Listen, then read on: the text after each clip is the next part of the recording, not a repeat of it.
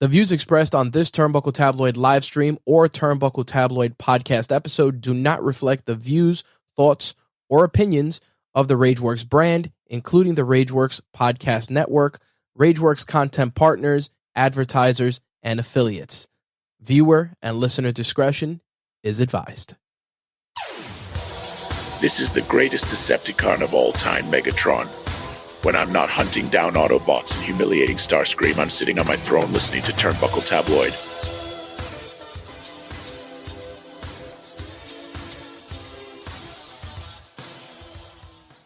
Five, 4, 3, 2, 1, 0. All engine running. Liftoff.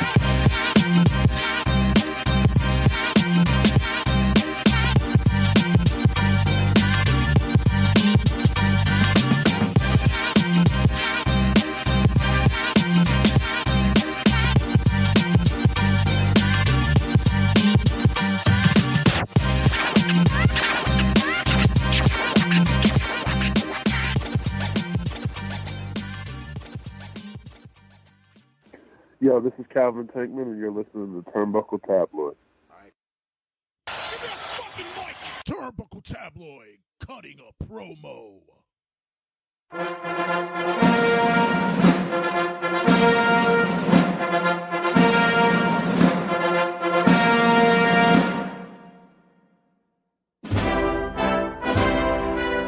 My fellow wrestling fans, I stand here before you, a man who has been going through the trenches, been going through the recordings, going through videos, going through podcasts, getting tidbit by tidbit, hearing you, listening to all those who are wrestling fans, getting your insights, your feedbacks, your opinions, getting a stronger understanding of what it is that we as a wrestling community need to help bring along the world that we know as wrestling. 7 years ago, I started a podcast known as Turnbuckle Tabloid. Before then, Turnbuckle Tabloid was just a segment on another platform known as the Regular Season Sportscast. Before that, Turnbuckle Tabloid was an article on the Rageworks website in which I would do write-ups on weekly events, pay-per-views, indie shows. But because of you, because of the hard work and determination in which we as a fan base have put together to bring forth the love of the business, I was able to help put together and create what is known as this podcast for 7 years as Turnbuckle Tabloid. And because of you, I have been able to garner more, not only a love for a business that I have been a fan for over 40 years of, but also gain a understanding of where we've come from and where we at to this day. Turnbuckle Tabloid, the podcast, was a dream of mine. And I put it together with the hopes that not only would the listeners come, but also that my voice could be heard as well as yours.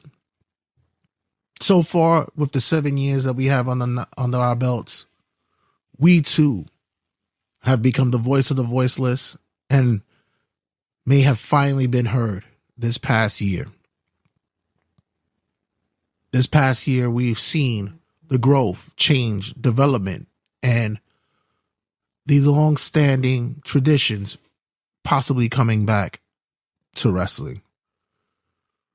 We've also seen attendance grow. We've seen fandom return. We've seen merchandise being recognized and being acknowledged by other fans. No longer are we those who are sitting in the corner being laughed at and ridiculed for being fans of wrestling. No, ladies and gentlemen, we're not. We are finally become part of the forefront of our geekdom. We're on the same equal plane with video gamers, PC gamers, comic book fans, and those of that ilk. Ladies and gentlemen, I stand here before you as not only a wrestling podcaster, but the wrestling podcaster for Turnbuckle Tabloid, with the hope that from this day forward, we will continue on forward with our fandom and our belief that wrestling will continue to push and grow. Yes, we've had some hiccups in the past year or so, as a matter of fact. We saw ratings go down in certain shows. We saw certain storylines that just never made sense. And we saw that there were tons and tons of injuries that happened that derailed the wrestlers and the performers alike. But with that being said, we saw record-breaking numbers in attendance. We saw record-breaking numbers in ratings and followers. We saw many individuals who we knew had the potential and the greatness reach their goals, reach their brass rings, as was mentioned before. And we have seen those who are now captivated and being captivating by those in our wrestling fandom. Yes, there was disgusting and horrible instances that occurred that shall not be mentioned or shall not be said, but said individual knows who they are and left a stain on a legendary history in the business. But with that, others were able to put aside that horrible, horrible history and were able to put together such grandiose and powerful and climactic events for us to be a part of. Wrestling is here. Wrestling was thought to die, but wrestling is still breathing, so much so that we're off the life support now. Right now, it's become more global than ever. The reach has expanded. It's been more recognizable. We saw the return of Brahma Bulls. We saw the return of the best in the world. We saw the debuts of Rainmakers and Bruvs. And at the same time, we share a new resurgence of a promotion with a new paint job who is giving opportunity to those who weren't able to get so in other places. The impact that they're making is to see whether or not the fans will grow and find them again. The impact that they're making will be that if they could help elevate that promotion. The impact that they're making is a stance that their roster stands with what they believe in. Me being here, standing here before you as a wrestling fan, one that I've mentioned said for over 40 years, since the early days of when my uncle showed me the magazines, showed me video cassettes of the likes of Bruno Sammartino, Larry Zbyszko, Pedro Morales, Bob Backlund, Nick Bockwinkel, Ric Flair, Gorilla Monsoon, Bobby Heenan. When those days where I thought were long gone and were just going to be a glimmer in my eye, I see that this day and age, we have those who are still holding true to those wrestling of the years past.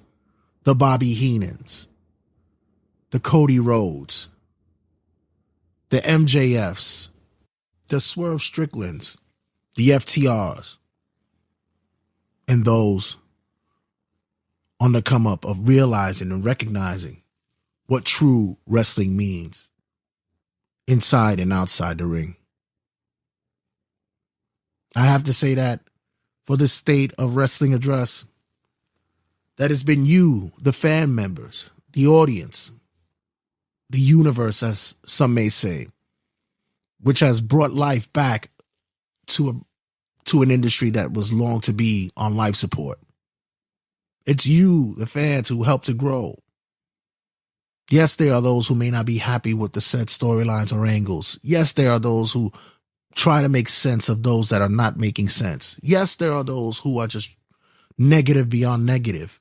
But even still, you are still watching the product. You are still pushing some form of life force into wrestling and keeping strong that wrestling is here to stay. And it's because of you that the wrestling landscape is striving and growing bigger by the masses. Our youth are connecting more with the independent wrestling scene these days. Gone are the days of the hot dogs and handshakes, and now where we walk into venues where 500, 600, over 1,000 individuals are at an indie show, sharing, showing love, connecting with the up-and-coming stars. Gone are the days of sitting for 10 people behind a string known as a barricade. We are now seeing more and more eyes glued to the product. More independent wrestlers trying their best, trying their hardest to test out new gimmicks, test out their ring work, their vocals and mic skills. We sit here appreciating each and every bump that they take while giving them a heckle or a laugh at the same. We go out to their concession tables. We shake their hands. We buy their autographed photos. We take pictures with them. We buy their t-shirts or tchotchkes that they have. We show them love. And we do this because of our love for the business. I stand here before you as a wrestling podcaster, doing this week by week, episode by episode, making sure that each time that I'm on this microphone, it's not because it's work. It's because of my joy and love for the business. Bringing in different talents every episode, bringing in different opinions and outside thoughts of the business, bringing in individuals like Whole Milk Mike, bringing in individuals like the Third Announcers Table, bringing in oldie but goodies like Metfan Matt, bringing in individuals from the outside scene, the indie wrestling scene, individuals who are game testers for WWE games, bringing in talent such as Leo Rush to come in, showing love and acknowledgement for 30 years of wrestling for an individual like Homicide. I bring in these individuals to share not only their thoughts and their love of the business, but also for them to feel the love that you give them with your streaming, your listening, and subscriptions. I, Jay Santee, promise you to continue forward for the next year or so to bring you as much content as possible that I am able to bring to you every episode, and continue to be the purest wrestling podcast that you ever hear. I want to thank each and every one of you for being a part of Turnbuckle Tabloid. The listenership has grown. And for you, the listener who do chime in, check in week by week, episode by episode, to hear the ridiculousness, the buffoonery, the silliness, and the straight talk of us here at Turnbuckle Tabloid, we thank you. And we hope that you spread the word, keep it pushing forward, and keep us on your notifications for when the episodes do come down and are ready for listening. I leave this to you, whether it be the last 3 count of the night or submission or the grandest pop that you hear in the main event. Turnbuckle Tabloid will be there for you guys as much as you've been there for us. We thank you from here, from Turnbuckle Tabloid, and as well as from the parent company at Rageworks. You guys do what makes us strive here and survive here, and which is show the same love and caring that we have for the business. I leave this with you. At the end of the night, whoever goes over, whoever wins or loses, if it's your fan favorite or the dastardly the heel or the underdog story survives, or we continue on with the story. Wrestling will still be part of you, whether you step away from it for a couple of years or you stay true with it week by week. Wrestling will still be here for you. When we come back, we have the third announcer's table. Guys stepping in. Got much to talk about on this week's episode. Yeah, guys, don't go anywhere. Stick around. And just as one door and one career ends, shout out to you, Sting, other careers and other listenerships begins. Stick around, much to talk about. See you guys in a sec.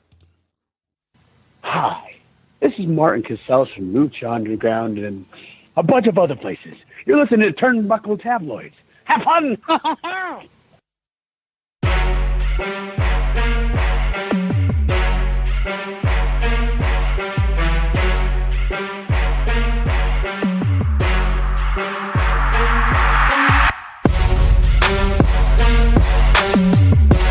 This nigga crazy. Yo, I swear, if you guys would have known what the fuck we were talking about for the mics went on, it'd be different. So, as a teaser or just a fun segment that we squeeze it into this episode, I got the boys from the third announcers table stopping by, and since they are the wrestling aficionados that they say they are, I wanted to give just a test, or maybe play a small game with them to see if they know the wrestling terminologies that have been used. I hate when I hear people use these terminologies as though that they're in the business, and they try to I see them talk to other wrestlers that way, and it's like, dude, you sound ridiculous. You sound horrible when you do it. They look at you and they laugh at you for doing this shit.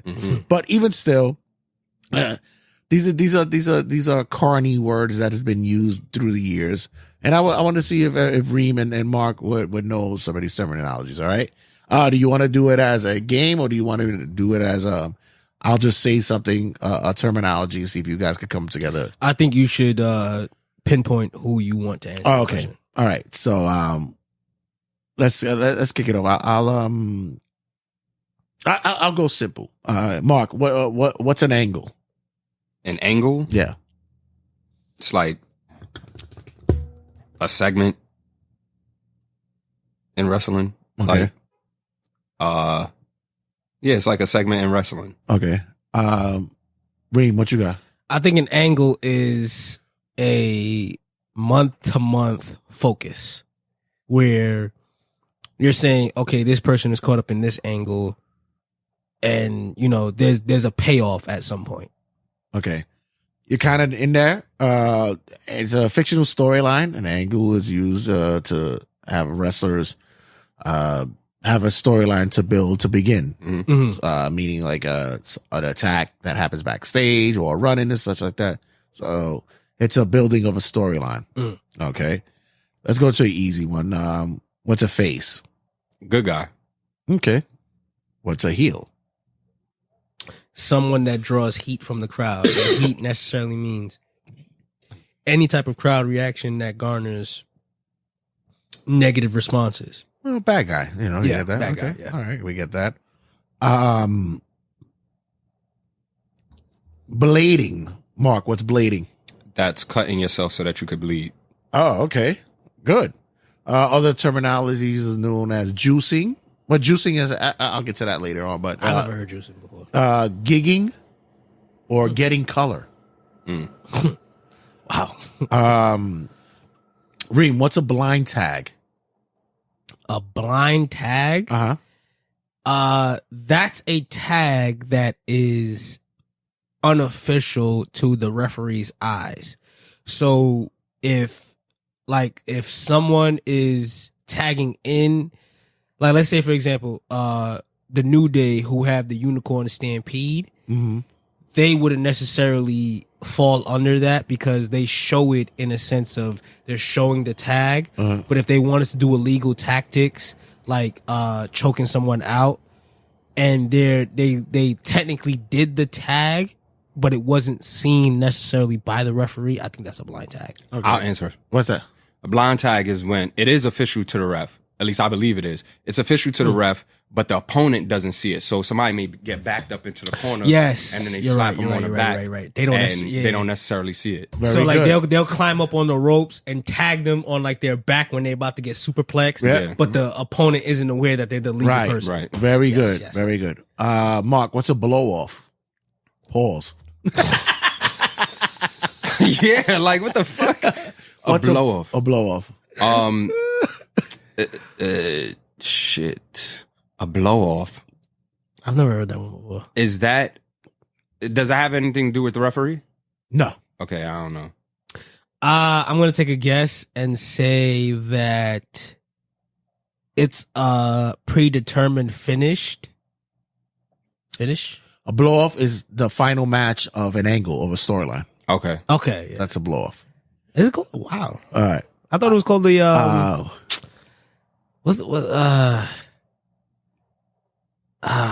there's a word. Culmination, conclusion. No, like they said it during the Brock and Cody angle.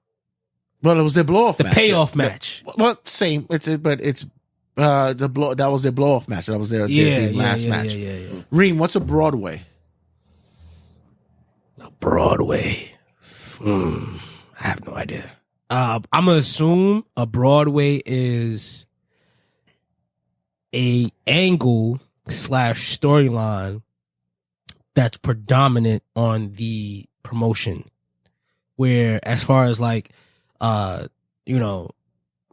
are concerned or anything of the sort where like people are invested in, that's like the main focus. Mark, what you got? I would say maybe I don't know what it is, but I would guess maybe a backstage segment that, I don't know. A Broadway is a match that ends in a tie or a draw. I know that. So when you hear a 30-minute Broadway, that means they fought for 30 minutes and no one won. Crazy. That's like that Hangman. It recently happened in the AEW Hangman Swerve, where they had that 20-minute draw. They had a 20-minute Broadway. Yeah. Okay. This is a simple one. Mark, what's a bump? That's easy. Yeah, a bump is a move that you might take. You fall into the mat. Yeah. Very good. Reem, what is a... One second. Cheap heat. Cheap heat? Yeah, cheap heat. When a wrestler who's supposed to be portrayed as a heel brings up a so like let's say for example, if I'm a heel or portrayed as a heel and I go to a town like Minnesota and I bring up the fact that the Timberwolves suck. Ah, good. Yeah. Good. That's a cheap heat. And the opposite would be a cheap pop, where you'll say that. That's Mick Foley. And they'll say what? They'll say, right here in Minnesota. All right. Good. Or as Hulk Hogan would say, at the Silverdome. Mark, what's a comeback? A comeback is when you've been getting your ass beat the entire match and you end up going on a little run and winning the match. Right. Good. Okay. Usually a comeback happens and you like you said, you've been getting your ass whipped, you come back, you give us something, and instantly the heel takes back over again. That's part of a comeback. Reem, what's a curtain jerker? A curtain jerker. I'm going to take a guess here and say a curtain jerker is someone who is anticipated by the crowd to come out during a situation where they're anticipated to be there. Okay. What you think? What you got, Mark? What's a curtain jerker? I would say when we think the show is going off the air, and then we get a new surprise. If you look at the other way, it's Curtain Jerker is actually the first match of the night. They're the ones that Curtain Jerkers, because they're the first ones to go through the. Why does that sound so negative? It's not. Usually, a lot of people, a lot of wrestlers, they prefer the Curtain Jerkers because you set the tone of the night. Right. I think Seth Rollins is a proud Curtain Jerker. Right. And usually you said that you know that's the night that you look at their other wrestlers and you'll say like follow that. And the other thing is like, all right, my night is done. I don't have to do anything anymore. Yeah. I just sit back and chill and just watch it. Okay. Mark, what's Dirt Sheet? Websites that has all the news and spoilers. All right, good. Reem, what is it to drop? To drop? Yeah. Meaning, what's a drop in wrestling terms? Yeah.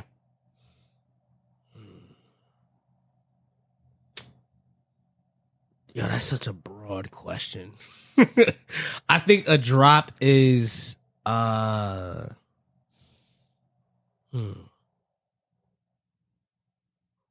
Take your time. Don't worry about it. You're not on the clock. No. I want to get a solidified answer. I think a drop is almost like a spot where a wrestler takes a guaranteed either spill or fall. What you got, Mark? What's a drop? When somebody loses the belt. Very good. Very good. Yeah, it drops the belt. I don't know why I didn't think of that. Very good. Yeah, that's a good one. Mark, what's a false finish? A false finish is something that Kurt Angle, John Cena, Triple H, Shawn Michaels, Undertaker has mastered when maybe a couple finishers the match should be over and you about to get that 3 count, but they kick out. Good. Yeah. Good. False finish. Very good. Gorilla position. Reem. That is that area where they are about to make that entrance to the ring, where they kind of like cue whoever it is to drop their entrance music to let them know they're about to make their way onto the Named ring. after Gorilla Monsoon, because that was his position at all times during the 80s and such. He was it was late 80s, early 90s. He was the one that put everybody on call to get ready. Mark, what's go home? Time to wrap the show up. It's we counting to 3. Go home is wrap the Finishing show the up or match. finish the match. Take it off. Good. Reem, what it is to be green? Since you have a green hat on today. I think green is someone like a John Cena who went into the ring with Kurt Angle the night that he debuted, where you show potential of him being maybe that next guy up, but eventually they show signs of not being ready to compete with the likes of Kurt Angle. Mark, what's green? I would second that, but also just not being good or familiar with the in-ring work. Like what's her name? Maxine Dupree may be perceived as green. Green meaning that you're not fully You're not ready of the Maxine the wrestling. Dupree. I'm gonna keep it moving. Let's see. Lights out. Mark, what's the lights out? Lights out. Shit. Lights out. Somebody getting knocked out? What you got? What's the Commercial break. lights out is when the lights go out and it comes back on to see somebody surprising coming into the ring. I was gonna think that, but Me I too. was It- thinking that- more of a technical term. Yeah. Like Yeah. that's why I said commercial break. Yeah.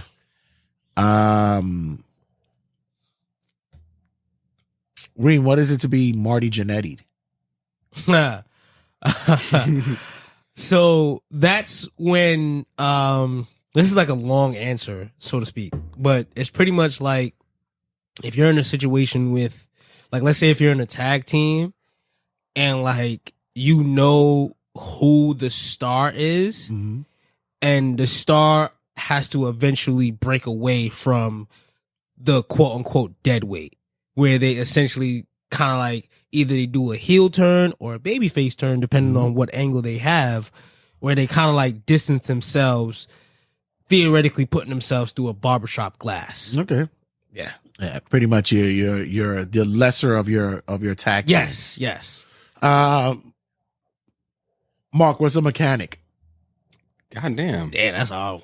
A mechanic? A mechanic. What the fuck? That's all I was. A mechanic I got an idea. is someone who can work with anybody. I don't know. Okay, that what's your thought of a mechanic? I was gonna say something similar, like someone who's so technically sound that they can theoretically carry the match. Like, let's say, for example, if Asuka was supposed to go up against a Jade Cargill, Asuka would be considered the mechanic. Yeah, you guys are dancing around. It's there. The mechanic is the person who is good in ring work, and they help to put somebody else help to put somebody over. They make them look better Make them than look they better. actually are. Yes, Do they put them over by taking a pinfall, or do they put them over by making them look good? just by making them look good. Okay. Yeah. Like they like Kurt Angle and Shane McMahon. Kurt Angle was the mechanic. Yeah. Yeah, Bret in his early days, Bret Hart was known as a mechanic. He used to help to put a lot of guys over early on.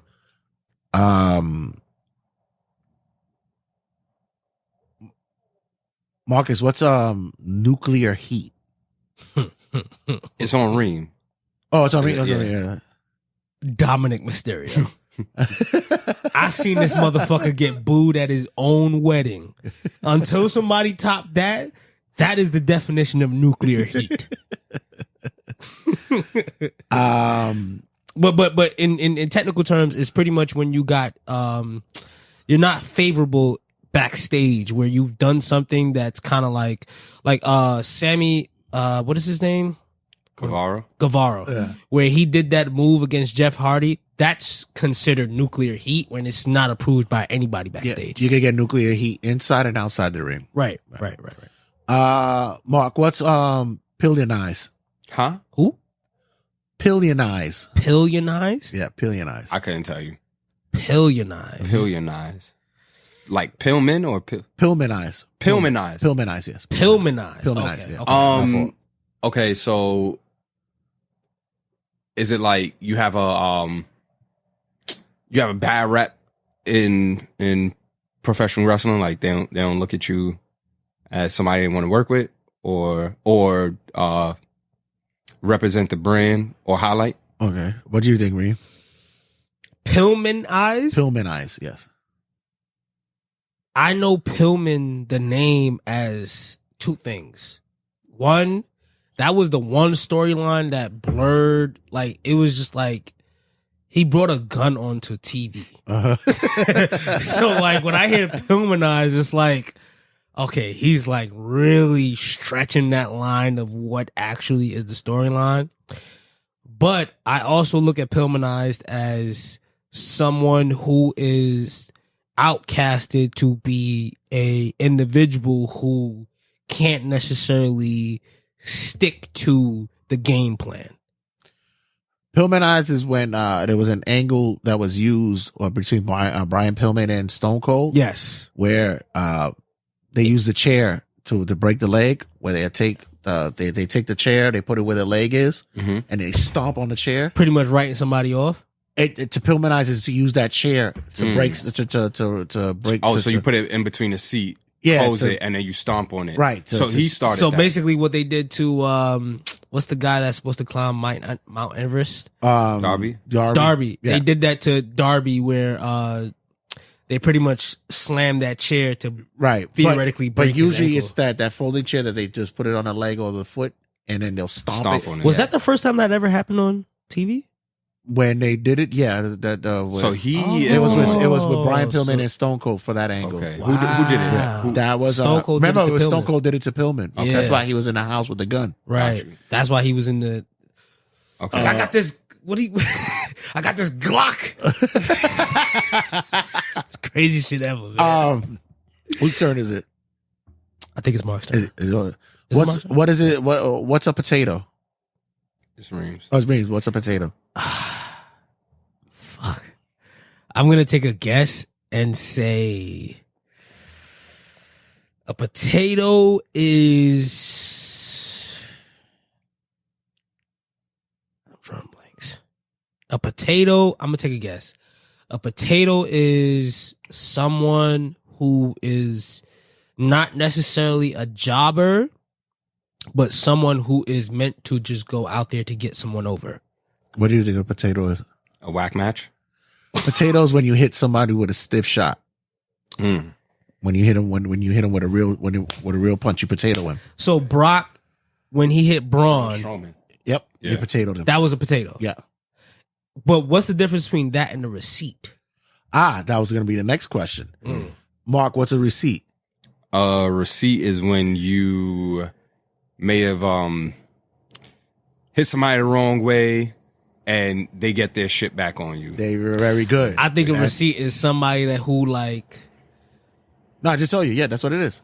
exactly Yeah. what it, Yeah, okay. that's what it is. Yeah. So let me ask you this: when Daniel Bryan on his recent run, those aren't receipts; those are potatoes. All right. So, Because Daniel Bryan been throwing some shots. well, if it's in the story, if that's what it is, if it's in the booking to say, hit me the way you should, that's Considered a potato. stiff. That's being stiff. Yeah. Working stiff. What's the difference between stiff and a potato? A potato is when you do it without it being in the match, Script. allegedly. So Match script. naturally. So if you hit somebody and you're supposed to, shy it off, but you hit them legit and the person doesn't know that they're getting hit legit, that's a potato. Okay. Then the receipt is, all right, down the line, I'm going to get your ass back because I know I'm in the storyline with you. I'm in an angle with you. So one of the biggest receipts that I remember was Kevin Nash had they did a promo where they were goofing on Arn Anderson during WCW, and they had like the neck brace and all that stuff, and they were goofing on him. And supposedly Arn Anderson wasn't happy about that. So a couple of weeks later, there was a run-in that happened with Arn Anderson and the rest of the Horsemen, and Arn had a crutch in his hand, and he laid into Kevin Nash with the shit. And Kevin Nash later on in a shoot program, an interview, he goes, "You want to talk about a receipt?" The one receipt that I recall, the most recent one, was Brock and Braun, where Brock got hit and like I don't remember the time frame, but he really just kind of like said, "Yo, I'm a UFC fighter, right?" And he laid it on him. That is the most. Nia Charlotte. That was just a shoot match. That was a shoot match. They were scratching each other. They were like doing things where it's just like No. Nia was retaliating to Charlotte. Yeah, there's another terminology for that. Okay. I think it's coming up too. All right. Another receipt that I remember was Survivor Series. That was the one that Shane McMahon was involved in, and he was throwing punches. That's when Jericho. It was the one that he talked about. Yeah. And Shane was throwing punches, and he was potatoing him. And he came in the ring drop and kick? just drop kicked the shit out of him. Chill the fuck out. That's a receipt. Chill out, man. One of my favorite receipt stories is Ultimate Warrior and Andre the Giant. Warrior was always manic. He never fucking liked to listen to anybody and stuff. So he would with Andre, he would have the matches with him, and he'll hit the ropes and come back and hit Andre, And this is Bobby Heenan telling the stories, and he'll hit the ropes going at 5 miles per hour and hit Andre, and Andre turned around. He says the next night you go into another town, Warrior is going 10 miles an hour hitting the ropes, come back, he hits Andre again. I said the third night, Andre hits the rope. Warrior hits the ropes going 50 miles an hour. He hits Andre and goes. So the next night following, Ultimate Warrior came at 100 miles per hour, and all Andre did was lift up his fist and decked him and put him right on his ass. He turned to Bobby and said, "You'll learn." I got a question. Was there anybody that got a receipt on Goldberg? Because I feel like he was a motherfucker that deserved a few receipts here and there. Apparently, he got a receipt in the back. Jericho gave it to him in the back. Yeah, I heard about that one. Yeah, so yeah, he got one in the back. Does that count as a receipt, or is that just wherever you can get your lick at, get your lick back. Mark, what's a repackage? Repackage is to when a wrestler has a certain gimmick or character, and they come back with a new gimmick, whether it's because it wasn't working or because they want to go in a different direction. Very good. So, yeah, good. Yeah. Apollo Crews? That was my guy, the Intercontinental Champion. And then he took a fucking bad loss to Andrade the other day. Fuck. What's Reem? What's a ring rat? Ring what? A ring rat. A ring rat? Yeah. I'm going to say a ring rat is someone who isn't necessarily technically sound in the ring, but they've been around it enough to understand how to maneuver through it. I could be wrong with that. What's a ring rat? Like a gym rat, someone who's always in the ring, someone who works well, like a great, like the Miz. A great in-ring. Damn. No, I'm not saying that's not what it is, but I would, if based off of what I'm describing, I won't call him a ring rat, like a Bret Hart, like a Shawn Michaels, like a. I would have thought you would have probably known this because you probably have seen it around. Ring rat is a groupie. Oh, okay. Really? Yeah, a wrestling groupie. Yeah, a female. She's a groupie. She's a ring rat. Yeah, ring rat. They call her a ring rat. Come here, ring rat. Damn, they. Ring rat. Mark, what's a Road Warrior pop? A Road Warrior pop? Road Warrior pop. Like Animal and the Road Warriors? Road Warrior pop. Shit. Is it a Road Warrior pop? A Road Warrior pop. What a Rush. Is that the other group? Is that Demolition? That's Road Warriors. That's Road Warriors? Yeah. Legion of Doom. Legion of Doom. Yeah. Okay. Shit. I'm going to pass on this one. All right, what you got, Ray? Road Warrior pop is it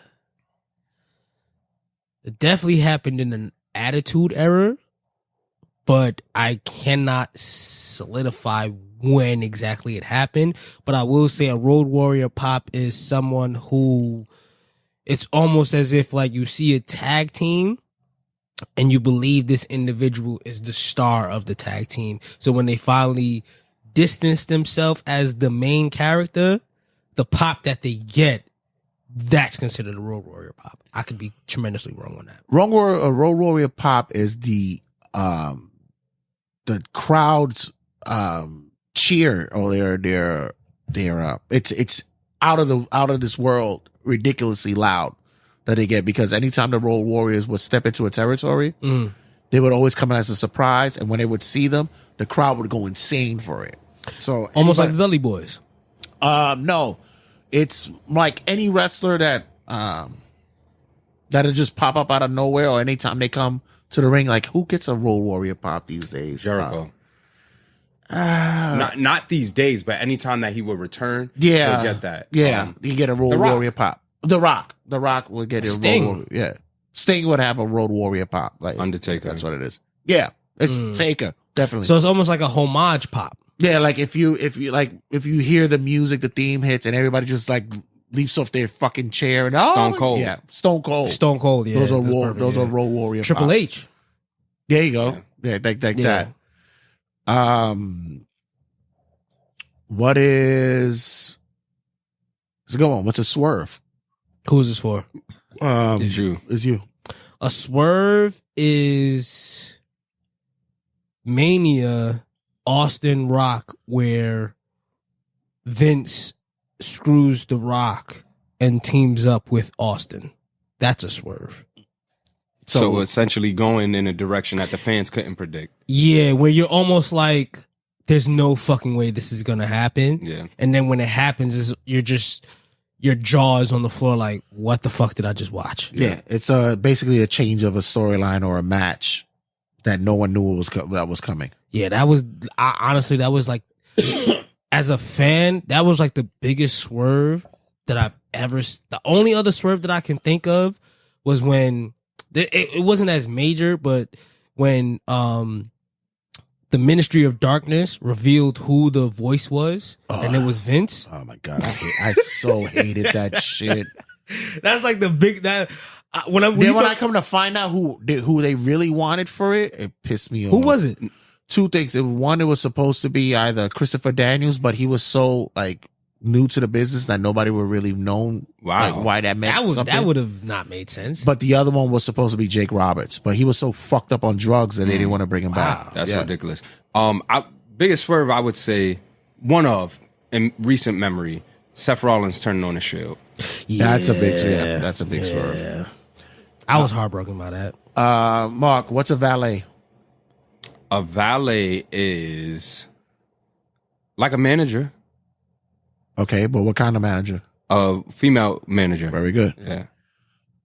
They call female man. Valets. Valet. Yeah. Wow. Reem, what's a worked shoot? A worked shoot? Mm-hmm. And give me an example of a worked shoot, if you can, if you know what it is. Edge and Matt Hardy. Very good. Edge and Matt Hardy. Very good. A work shoot is something where it's like, you know, there's like legitimate issues and you kind of like working into the storyline on TV. So something like CM Punk, Seth Rollins is a work shoot where they don't necessarily like each other, but because of whatever it is that's out there, they're kind of trying to like work it into the storyline. Almost like Maxine Dupree and the fans, where they got the Pixie, the Poison. What, I want to get her name right.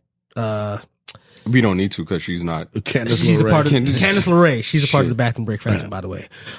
She is doing a work shoot where like she's taking on a real life situation and trying to incorporate it into a storyline on screen. Example, work shoot, CM Punk leaving WWE. Yes. That's a good. The pipe bomb. The pipe bomb. After the pipe bomb. No, well, the storyline after the pipe bomb. The pipe bomb itself is a work shoot. Was it? Yeah, exactly. Because they gave him Mike and it was like, yeah, let him say what you want. Yeah, it's a work. He didn't shoot. completely go off script. They knew that he was going to air his. Yeah, they knew what he was going to say. Fuck. Yeah. Mark, what's a write off? A write off is when I got this. someone needs to go away for some time and they're writing you off of TV, or maybe they're writing you off of TV pretty much. So it may come in the form of an injury. A lot of times it comes in the form of an injury. Yep. Yeah. Good. Darby Allin. They knew that he was gonna go climb Mount Everest, so they needed to write him off of TV for a little bit. No, but he legitimate actually got hurt, so injured. it actually backfired. But theoretically, the idea was to say, "Hey, we're gonna hurt this guy on TV so that he can get a little break." I do believe Seth Rollins needs to fall in that category too, but that's a whole other story. And lastly, Reem, what's a young boy? A young boy is someone who is green to the territory that they're in. I consider LA Knight as a young boy in the WWE territory because he hasn't necessarily got his lips wet or whatever you want to consider wet. I know. But what I mean by that is like he hasn't necessarily gotten the proverbial run where like they can trust him, so to speak, versus like a AJ Styles who isn't considered the young boy, where when he came into the territory, he was given the WWE Championship within, I think, 3 months or something like that. So that's what I consider a young boy. What's a young boy, Marcus? A young boy. Young boy? Drawing symbols in the sand to my pain gone, baby. That's Yes, actually boy! that's actually NBA young boy. But, a young boy.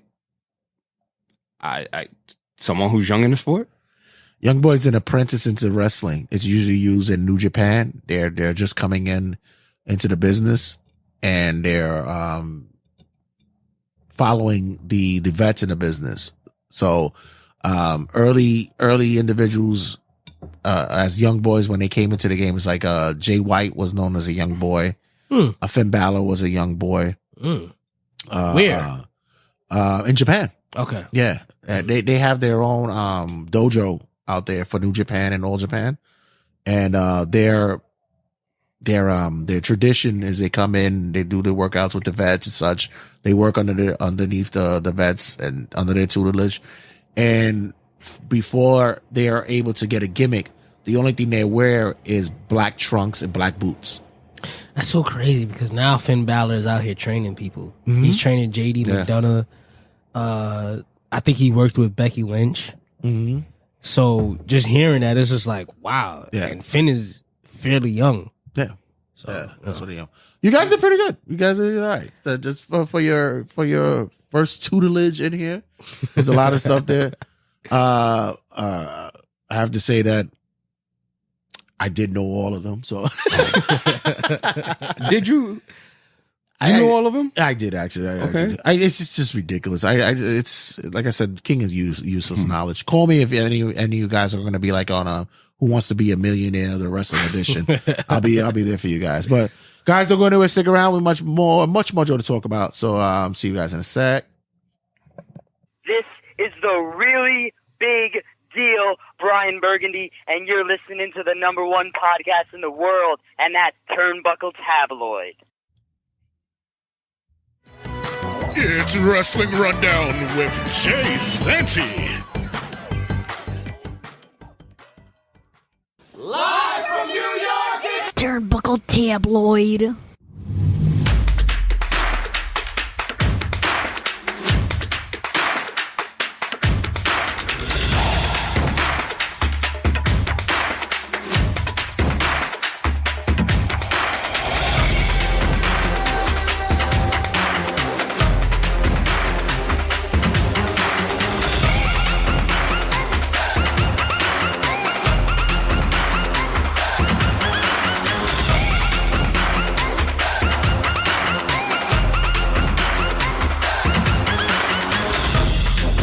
Talk about a shitty week I'm having.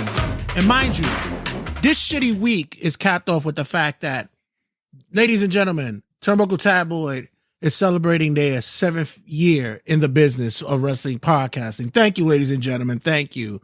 And with that being said, it's been a fucking shitty week. I had audio that was created this past weekend with the guys from the Third Announcers Table. Shout out to them guys.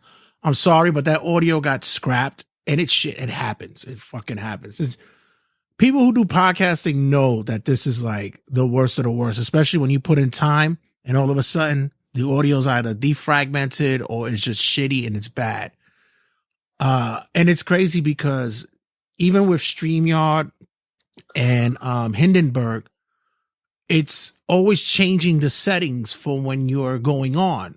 So rather than it just automatically pick, I have to see if there's internally, if there's a way that I'll go into the program on the computer where it automatically recognizes the roadcaster to immediately go there instead of me having to go and click on the settings all the time. But we'll figure it out. Mike, what am I paying you for? Aren't you supposed to be helping me with this? Let me go by your computer. You want me far away from there as possible. And listen. Me and my computer have a special bond, and it's I get it. It's rare, if any, that I let someone touch these keyboards. Oh, we're gonna have to get you linked up on your laptop over there. I already gave you access to the StreamYard producers end, so we got to see if we get you connected on there. Yeah. So, but as far as recording, that's on you. It's sir. not recording. See, you could help record as well on that end. If I'm doing something here and you're in the house and I'm recording, you could produce from your house. Mm-hmm. So we have to connect on that. Also, yeah, I think I'm the only buffoon in history who gets a high ankle sprain from sleeping. How? Explain. I can't call it. I can't call it. The other night, I went to bed, woke up. I was feeling it. I thought it was that it fell asleep. Mm-hmm. But then come to realize that it just the pain started getting more intense. Mm-hmm. When the night came through, and I was ready to go to work, I went to get up off my bed and I couldn't put weight on it. I almost fell. So I had to call out of work. The funny thing is, I've had a similar problem. And what was that? I've had bad ankles from years from like playing sports as a kid and all that stuff. And I've always had weak ankles, but I didn't turn it. I didn't sprain it. There's no swelling. There's no bruising. And when I looked it up, it's saying that it's a high ankle sprain because it's the pressure that's there. But I'm like, shit, what the hell did I do? Once again, I'm probably the only buffoon in the history to do this from sleeping. You wear socks to bed? No, I don't. I was gonna say maybe the socks cut off circulation in your foot. No, I don't. I actually don't like falling asleep with socks on. I'm the type that like to keep my toes out underneath the sheets, ladies, for when to get the cold on my feet while I'm under the quilts. At least the cold hits my feet. The quilts, ladies. Hey, listen, don't knock it. I have a humongous Tommy Hilfiger jean quilt. It's fucking amazing. Thank God you said Tommy Hilfiger. I was about to say, what are you about to say, sir? Okay, all right. I know that. I know where your mind was going. But this is Wrestling Rundown, ladies and gentlemen. And as always, I am the Norm McDonald of this segment and this Wrestling Rundown's weekend update. So, Mike, are you broken up with the fact that Lana and Miro on possibly no more? Not really. I mean, I don't know. It's like one of those weird wrestling relationships where you kind of want it to last, but it's also it's wrestling, so a lot of relationships don't last. So why? I don't know, because like it's like the whole like Macho Man Liz thing. You think they would last forever, but we all know how that story ends. So right? You want a positive look on it, but at the end of the day, when it comes to wrestling, everybody sleeps with everybody, or people just drift apart. Okay. Different circumstances, so I don't know. I mean, what do you think? What's your take? I kind of, I'm one of those. I'm very pessimistic when it comes to relationships, so I would be one to say immediately, yeah, it was in the cards, ladies and gentlemen. I saw it coming. I mean, when Lana started posting, or CJ Perry, I should say, that her new name, CJ Perry, posted pictures of her with other wrestlers, like you think something's up. I don't know. There's some people talking about that she wanted that blackness or she wanted that Spanish loving. So I don't know, because Damian Priest. Yeah, no. So WrestleMania 40, Miro versus Damian Priest. I have to just say, Miro, you're too good for her. You're too good for her. Also, it's like one of those weird things where they said they would still love to work with each other. How? God forbid they come back to AEW. We're gonna see them back on TV, knowing what's going on, and we're just gonna be like, okay, yay. Yeah, I guess. I mean, if that's the, I mean, it's a business, right?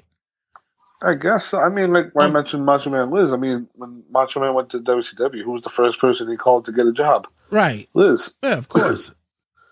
And then when he got his new valet, Gorgeous George, ooh. Mm-hmm. But we see what happens. Other incidents have become where people have found each other again. So, who knows? Maybe they'll find love again. Maybe.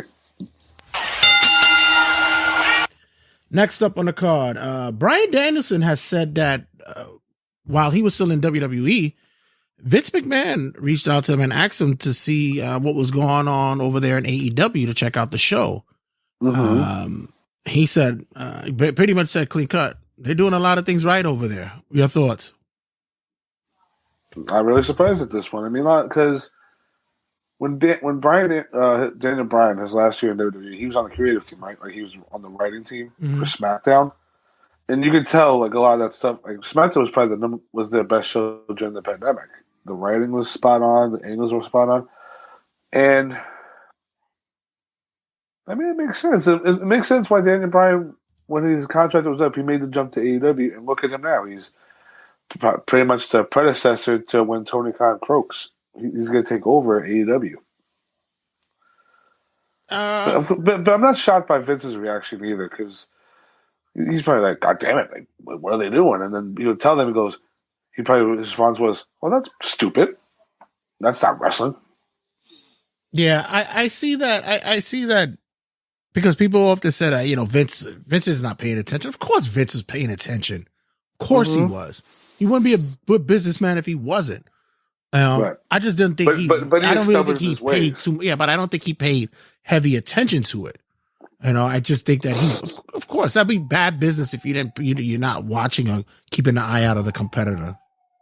I mean, he was paying attention when TNA was running around, and he had the same mentality of, I don't care, we'll do whatever we want. Right. I remember when TNA went to Mondays, and what did he do? He brought Stone Cold back, Bret Hart back. He just basically said, "We'll fucking kill him and teach him a lesson." Right. That's the way Vince McMahon was. Thunderbolt Patterson was just inducted into the Hall of Fame. He follows the likes of the U.S. Express, Paul Heyman. Who else was inducted this past week or so? Well, he joins Paul Heyman. He joins Bull Nakano. Bull Nakano goes in.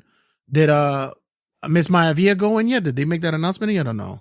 Not yet. They haven't made that. By tomorrow on SmackDown, they should make it. Oh, okay. The official announcement. Yeah. But I think, I don't know if we could get into it, but Bray was on the list for this year, and they apparently scrapped it for this year.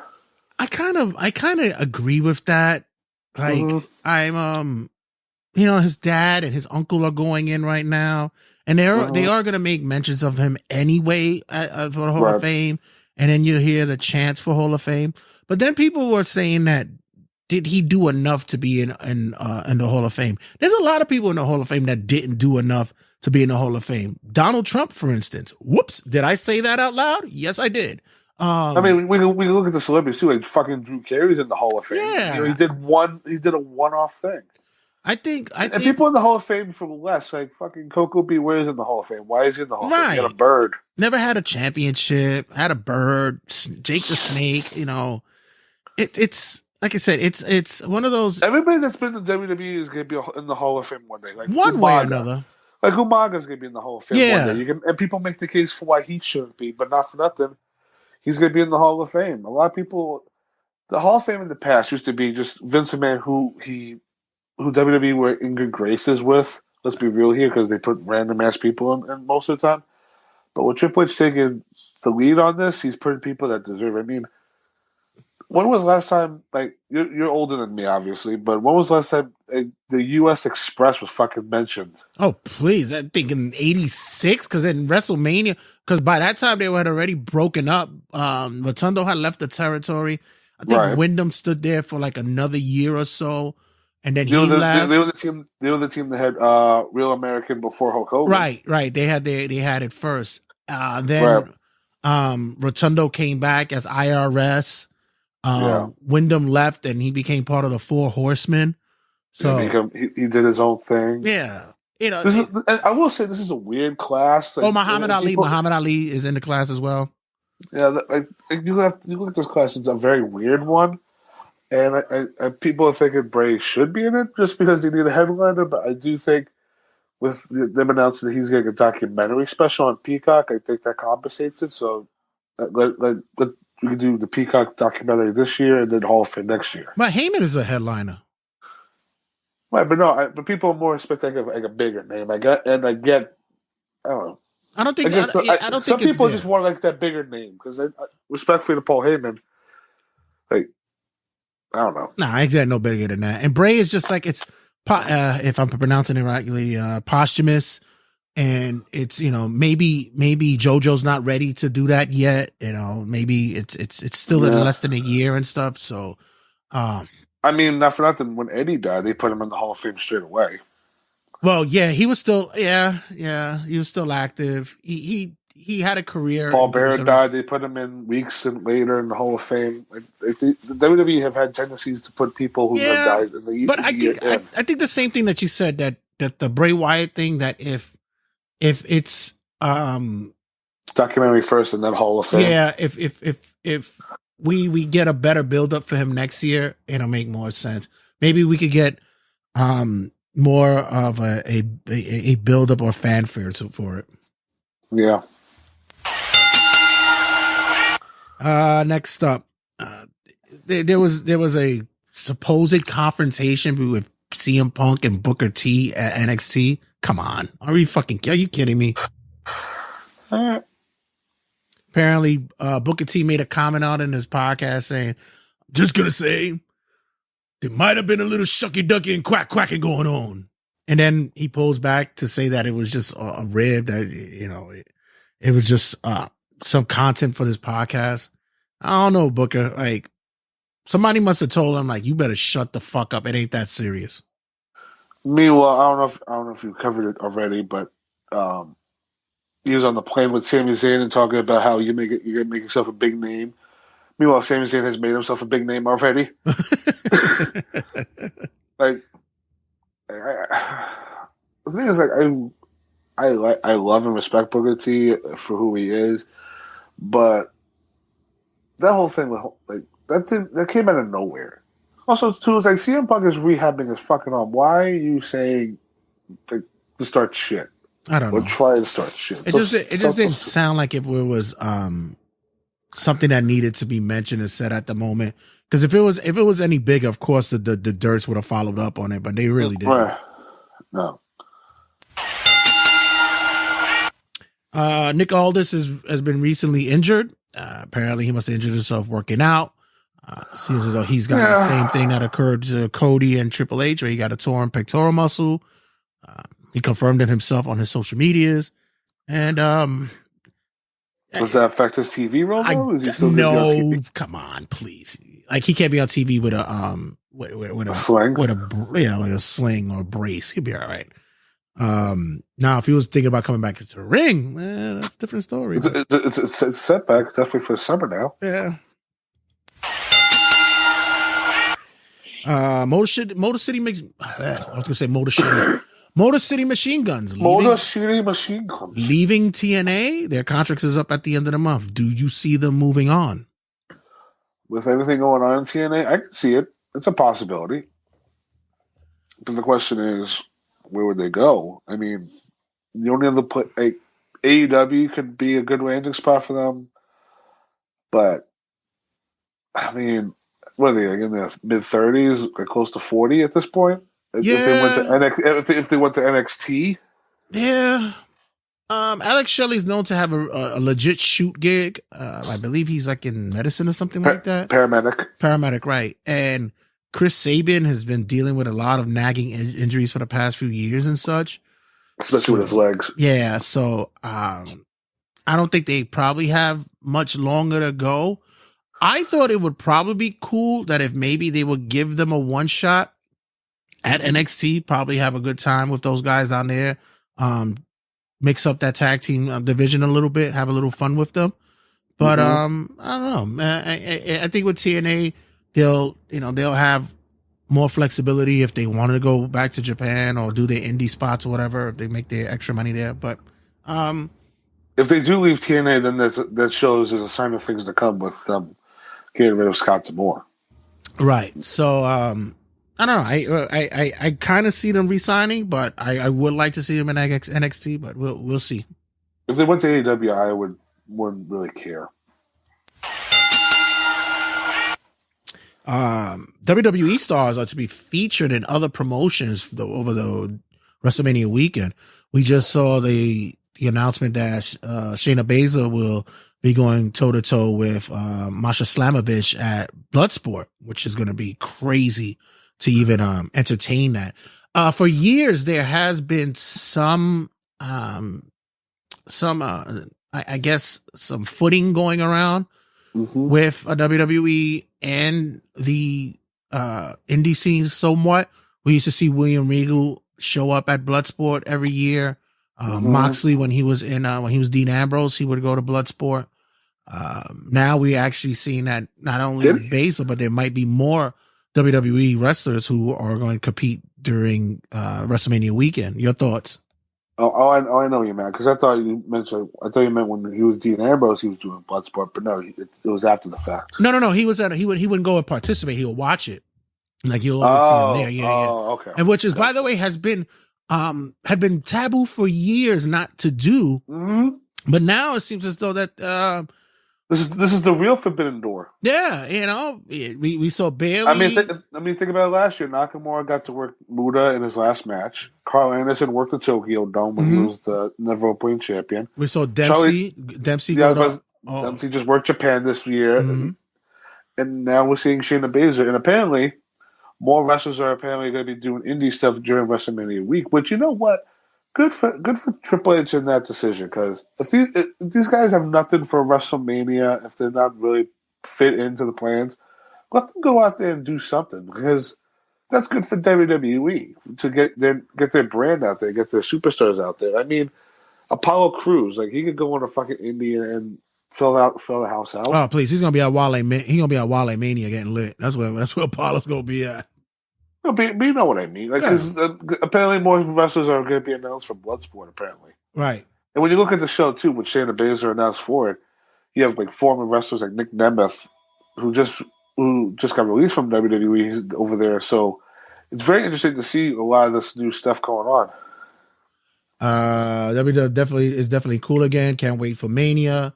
By the way, guys, click on that link, because I can't get your names. All you can do is come up with Facebook user. So... it's our boy Matt. Oh, Jay looks sexy with the glasses. Well, thank you, sir. I've been working at it. I'm trying to get a new look for the podcast. Yeah, shout out to Matt. Hope everything's going good in Florida. So I have to say that honestly, that not only with the wrestlers appearing, we saw that now other wrestlers are supporting other wrestlers on other promotions. Bailey, Naomi, and Tamina went to go see Monet when she debuted. In their clever disguises. Right. We saw Matt Hardy at WWE Raw this past week. So, trying to feel for a job. I don't think that's what it is. They were in town, and by the way, I thought him and perfect timing. I thought he and Rebby were on their outs, but apparently not. I mean, Matt Hardy's contract is up at the end of the month, and he's expressed interest of getting Jeff out of his contract and going back. So I was waiting for you to go off on them. I'm kind of surprised you're like somewhat like calm on it. Nah, not yet. I'm ready for the because I remember what your reaction was when Jeff left WWE and he went straight to AEW. Yeah, not yet. I'm waiting. You're waiting until they actually do the move. It's simmering. It's simmering. Before we move on, I just want to say. Oh, sorry. I was gonna ask you: is this the real Forbidden Door? What WWE's doing compared to what AEW's doing? Because at this point, it's just normal for all these guys to be working in different places. Everybody's showing up on AEW TV at this point. Yeah, I mean, there should be some kind of. I mean, you don't display your whole cards. You don't give everything out and show the whole deck of what you're doing somewhere else. And that's what always been the issue. But with the advancement of social medias and shit like that, like everybody's fucking telling on each other and all this shit anyway. So it's like.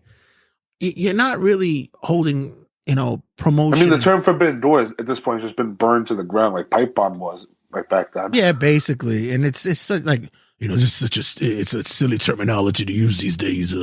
But it's just, I mean, come on. Tony Khan and Jack Perry's relationship, apparently there's some to say that coming from the House of Meltzer, that he's not fired, but he's definitely the clown, as our friend calls him. He's been banished for some time being from the company. I feel disrespectful for the actual clowns that put in the time in for their craft. That other people get called clowns, especially when you have to get the spritzer bottle to spray in people's faces and run around throwing bucket of confetti at people instead of water and shit. They went to clown colleges, damn it, and they should be respected. Honk, honk, honk, honk, honk, honk, honk, honk, honk. And Jay, what was the thing I said when I shared the post? I said I can believe it because how long has it been now? Since August? 7 months. Yeah, it's been 7 months. No, why could Tony Khan not be happy with Jack Perry? Because Tony Khan had to fire the number one guy he wanted to hire when he started AEW. Mm-hmm. And also, too, we could look at it this way as well. For Jack Perry, when he turned heel, what the fuck was his character really? He just came onto Beethoven. He just a generic heel. He's over in Japan now, and now he has a chance to actually create a character that when he eventually does come back to AEW, there should be heat for him. Yeah, you would think so. Yeah. Yo, Nicholas, what up, boy? What's up, guys? What's up, my dude? What's going on, guys? Thanks for all the support, babe. Yeah, he's actually gotten better with his gimmick out in Japan. Right. You know, and plus when you're pretty much a douche, it comes easy to certain people, so you might as well just like roll with it, right? So, they're trying to give Jack Perry an edgy screw the authority look. I mean, it's fine, but he actually fell face first into it by, like I said in a group, I said, the little shithead fucking forced the hand of the company to get rid of the cash cow. And you know what also too is that all that happened, and then Tony Khan had to sit at home and watch CM Punk return to the company that he despised. Right, and make buku money for them. Mm-hmm. So that's like the extra kicker for Tony Khan, because like he had his golden goose, and then he had to let him go because he felt unsafe. Yeah, right. Is it a work? Like in this day and age, you don't know, but they're not that good at making things seem like a work. So I don't know. I mean, it's I could believe the fact that he's been punished for a bit. I do believe that. Punished / annoyed and just said, you know what, go away for a little bit, or when he probably sees me in the back of Tony's head, he's probably like, God, I gotta keep my eye on you now. Matt, I'm gonna send you a link. Hold on a second. I'll send you a link. So, oh Jesus, dear Lord, man, Matt. So, I do say that with his I guess his reasoning for his reasoning to leave the company right now, the reason why he's not with the company, for him to actually turn this what you call it, make chicken salad out of chicken shit. Mm-hmm. I could say that, yeah, I think that it's working for him. I'm okay with that. I think you sent me the link again. Oh, did I? Yeah. I did. Hold on. God damn it, Red. Shit. This is what happens when you juggle. Let me see. Oh, there he goes. I could forward it to him. I got it. Don't worry about it. Here he goes. Well, I think I sent it to somebody else. Look at you. No. So, yeah. So we'll see what's with him, because actually I kind of like the douchebag look on him, but you kind of know he really is a douchebag. Yeah, I was about to say, you just hate him regardless. Right. Is the PG era over in WWE? No.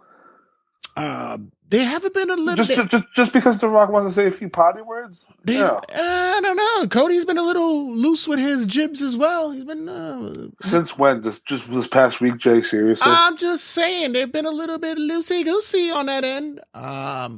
If I'm ever on the third announcer's table, I'm ready to go off on anybody. That would be a real debate, and that audio better not get fucked up. And here comes the Moog. Oh my God, it's him. Here comes the Moog. What's chilling, boys? You guys hear me good? Yeah, I think I'm getting some feedback from you. Cool. We vibing? All right. It's probably my washer.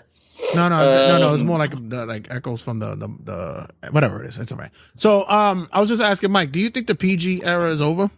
Yes, I think it's. I don't think it's 100% dead because they're never going to not attract the child demographic. But I think that the main priority right now is like realism, and I think they're trying to merge with UFC as much as they can to make it seem like a real fight. They're trying to make it more sports oriented for sure. I mean, you could see it. You could see it in this. They have this new YouTube thing called 5-minute matches or something like that, where they're trying to get like 5 quick matches on YouTube. What is it? What's it called? I forgot. It's on Twitter. It's like Fast 5. It's the amount of time it takes. It's the amount of time it takes for me to finish. They call it the WWE Speed. Right. Yeah. All I know is it matches the amount of time it takes for me to finish in bed. So I mean, shout out to Nicholas who said PG era isn't over until we have a bikini mud match on Raw. Yeah, that's not gonna happen. That shit is dead off, and we'll get to that in a second. In the main event. I don't mean to like change. I'm not changing the subject, but like I think the PG era is not dead because I was listening to a YouTube video before about Cody Rhodes. And if you think about it, for the first time in probably since I was a kid, for the first time ever in a main event picture, the face is being cheered, the heel is being booed, and everyone is rooting for the face to come out on top in this main event. Well, not everyone, because do you not see the top merchandise seller in fucking WWE? It's still. I'm not saying people hate Roman. Leia, get down. This is my new cat. Her name is Nucleia. So no, I'm not saying her. I'm not saying her merch is. I'm not saying Roman Reigns' merchandise. I'm not saying Roman Reigns' merchandise is not going to sell because like people still love heels. But I'm saying if the finishing the story thing is, in my opinion, I cannot recall the last time a face has signed as many autographs. Like he's becoming John Cena. I tell you one thing. Wait, before you go into that, I have to tell you something, and I'm going to be honest. Although Wrestling Ream has been like he's been going off the rails on a third announcer's table with this whole bloodline thing. You know what? I have to say that I won't be mad if Cody doesn't win at Mania. Like I won't be mad as long as they do it right, because honestly. They are really planting seeds to make it seem like this guy's gonna fucking lose. I think if I were to throw a shot in the dark prediction, I think Damian Priest cashes in on Rollins, and I think Rollins throws a temper tantrum and turns on Cody because he's like, if I don't keep my belt, no one can. You can't either. That's a reach. Like I really do think Cody's gonna finish his story, and it's gonna be like a Daniel Bryan moment. I think that's how it's gonna go. But like. If they're playing the seeds to Rollins turning heel, I do think that the only way that does happen is if Damian Priest cashes in at Mania. What are you going to say, Mike? I wanted to just because what Matt's saying is right. Because I mean, Cody is the babiest of baby faces out there. He signs autographs. He's announcing gender reveals for couples out there. He's getting up there in Make-A-Wish too. Like he's like the guy. Like he's the guy. I understand that, but that's outside of the product. The PG era affects on TV product. What have we seen really from this build? The Rock just having a potty mouth and Cody being like, "Oh, you suck! Don't talk about my mama. Don't talk about my dog." And meanwhile, Cody said he had small dick syndrome. He alluded to it, but he didn't say it. He did say that on Raw. He said small dick syndrome out loud. All right. Which, by the way, how many weeks has it been? It's been like 2 months, and The Rock has been motherfucker this, piece of shit that. Is Matt over there playing the Gathering? He's playing cards. Is he playing the Gathering over there? I'm organizing my cards. Yes. What fucking cards are that? It's the company that made Magic the Gathering. It's called Disney Lorcana. So it's like a Disney TCG game. Oh, look out, ladies. I'm telling you, he's available. He is available, ladies. I wanted to come on stream to show that so I could get laid. I was about to fucking joke that we want to come out here and promote his fucking job. Oh, my God, listen. From Disney. Let me tell you something, ladies. Oh, not only can he deal out a nice deck of cards, he knows how to shuffle as well. No, I wanted to join the stream because number one, I miss you guys, and number two, I really do mean what I said in the comments that WWE is cool again. I mean, I don't know if it's because it's WrestleMania season, but like I'm in, like I'm sold. I'm sold on watching the product again. And like in terms of WWE, AEW could blow a chunk of dick, but in regards to WWE, I'm like kind of back in. You know what I mean? Like it's interesting again. But can I ask why? What brought you back? The realism of it, I think I think that they're definitely taking themselves more seriously. I think the storylines matter more. I think the talent. I remember when like before I stopped watching wrestling, they were like, "Oh, this is the best talent pool we've had ever," and I didn't believe it. But now, if I'm really looking up and down the roster, I kind of believe it. Like the roster is like really strong. The talent are top notch. Even the women's division just has a lot going for it in regards to Rhea Ripley. She is probably the best woman superstar. Rhea Ripley might go up there as one of the best of all time. And that's fact. So like the talent pool is just top notch. I think Drew McIntyre becoming a heel again also got me happy. And I think that the bloodline. I think the bloodline story right now, how it's going. With what would Drew say right now if he was on Turnbuckle Tabloid? What the fuck are you talking about? I told you just the tip. Just the tip. Just sharpen the tip. Just sharpen the tip of the sword, and I'll fight you all into WrestleMania. I'm assuming you guys saw the video of Drew in the parking lot blasting Cult of Personality at fans. Let me tell he's you also something. He's such a troll. He needs to stay a heel, period. There's like no ifs, ands, or buts about it. Like, he needs to stay a heel. But I don't know. I just love the product again. Like, I'm not in love with it. Like, there's still some things that I think need some touching up. But, like, in regards to the storyline right now with Rock and Cody, even Gunther, like, that shit is, like, really cool, man. I'm loving it. Are we surprised that Stephanie McMahon and Nick Khan were brought up in the possible executives that were to be mentioned in the Vince McMahon allegations? No, but here's my hope. I hope that they didn't know about the gruesome details, and they just from what I was reading, because I make sure read everything word for word, that they knew of a relationship between the two, but they didn't know exactly what extent it was, because Vince kept putting her in positions of power for his own gratitude, well, not gratitude, but for his own pleasure.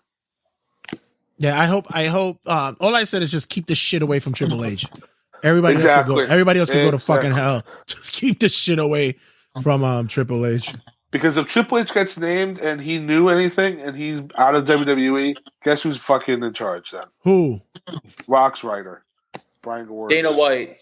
No, not entirely, because like I said, there's other individuals that have been stepping in and coming off that line, and they've been showing and proving that they can do stuff. So Gewirtz doesn't want to do it anyway. He hates wrestling. If you read his book, which I did, he's not a big fan of wrestling. He doesn't. There's nothing in it for him. He'll make more money. Matt, that's you. I think you might have to change. You have to mute if you're not. Yeah, a lot of background noise. Yeah, I think it's more along the line that he makes more money just with Rock by himself than he would in dealing with WWE alone. So, yeah. Jay, correct me if I'm wrong. Isn't Brian Gewirtz the dude that also wrote like a lot of the shit for the women too, where they did the bikini contest or those bad that wasn't angles? him. No. That's not him. No, that wasn't him. No. Okay. I think that first off, to answer your question, I was shocked with Stephanie. I wasn't shocked with Nick Khan. Really? I wasn't like jaw-droppingly shocked with Stephanie, but at the same time, I was like, "Oh, really?" Like, it was kind of like sad to hear. Right. I don't know, man. Like, I think they're just gonna sweep it under the rug like they do everything else and move the fuck on. I mean, that's unfortunately just how the world goes nowadays. You get canceled for 5 months, you get up, and then you come back and you just no one even talks about it. He doesn't have any criminal allegations, so as of yet. So yeah, and plus, it's look, just like they're even talking about bringing Brock back already. I was just about to mention Brock that. Lesnar coming back. So I was about to say that they're bringing Brock slowly but surely bringing Brock back, which I'm pissed. Which I'm pissed because in WWE 2K24 when they removed them, they removed them, right? Mm-hmm. But when you finish showcase mode, right? He's the final boss, huh? Well, no, he's the final boss in My Rise, and the showcase. Okay, he's behind the things where like you could unlock old versions of them, but now you can't. You can't, right? But here's the thing too, because I just started My Rise, right? So in showcase mode, you can't use them as the last part of the Royal Rumble, the last event, right? And when you beat it, when you go to create a wrestler, the items that he used, you can't use them. You can't unlock it. Like his skull cap, it still says you must finish showcase mode, and like, but I finished it. I did everything. So his hat and his boots you can't use. This is why I said the controversial thing of they should have just kept him in the game and not promoted him at all. Right, but yet they have him on the trucks for the WrestleMania 40 shit. So, but here's the thing: like, I really, this is such a touchy subject because you never know what they're gonna do, especially with like TKO now being a part of it. Like, you just don't know if they're gonna put their foot down on it or they're gonna bring them back and just tell us to forget about it. I will say this: I don't think Vince is going anywhere near the company ever again. So I mean, hell no, please. That's good news. It was funny. One of my coworkers was like, "I haven't watched WWE in a while because I hate Vince." I'm like, "Well, Merry Christmas, he's gone." Yeah. And he was like, "What do you mean gone?" And I'm like, "Have you not read the news, sir?" And he didn't because and he was like, "Well, what do you mean?" I was like, "Well, for example, like the new video game, like his face is blocked out." He goes, "Okay, I'm watching the product again. Happy go lucky me." Whatever people think of COVID or any other bubonic plague kind of disease, Vince is that times 10. Yeah, it's bad. It's bad. With Vince, when you have to tell people what's going on, there's not just one. There's like 500 fucking things to bring up about the man in the last 2 years. Well, now that's another reason why I want to come back to the product, because I don't feel like it's. Which shame on Edge, by the way. Edge made a comment last week about like, oh, WWE, you're much more handcuffed. I feel like it's the old days again. We're gonna get to that in the next story. We'll get to that right now. Okay. As long as we're talking about it. So we saw 2 title changes that occurred this past week on Dynamite, and yeah. First of them was Okada defeating Eddie Kingston for the Continental Championship. Mike, what was your thoughts about that? Predictable, and this belt means jack shit. So let Okada hold it for a full year like he does in New Japan. So who gives a fuck? I mean, listen, we're going to get Okada in pocket at Destiny. That's fine. But let's talk about the major thing that happened on the show, the big thing. Well, before you go into that, yeah, it was predictable. And it was still lackluster to me because I first of all, I don't think he really showcased Eddie well. And then secondly, we get Pac just showed up and it was like, out with Eddie, get the fuck out of here, dude. All right, you had your run. Is this the quickest person to sign to win a title? In AEW? Like in AEW, yeah. I can think like he signed 2 weeks ago and he just won a title. I'll put it this go. I'll put it this way. I don't watch AEW, but when I was scrolling on Facebook at work that Okada became the new champion, I slammed my phone on the floor. No, seriously, I don't mean to be dramatic, but like, does AEW does Tony Khan treat this company like a My Universe mode where he just like creates wrestlers and just makes them champion in a week? No, it's worse. It's not good storytelling. There's no build up whatsoever. Literally, the amount of money he's paying these people, I guarantee you, it's like, okay, well, you're gonna get the belt automatically. It's not real. You heard of Okada's number, right?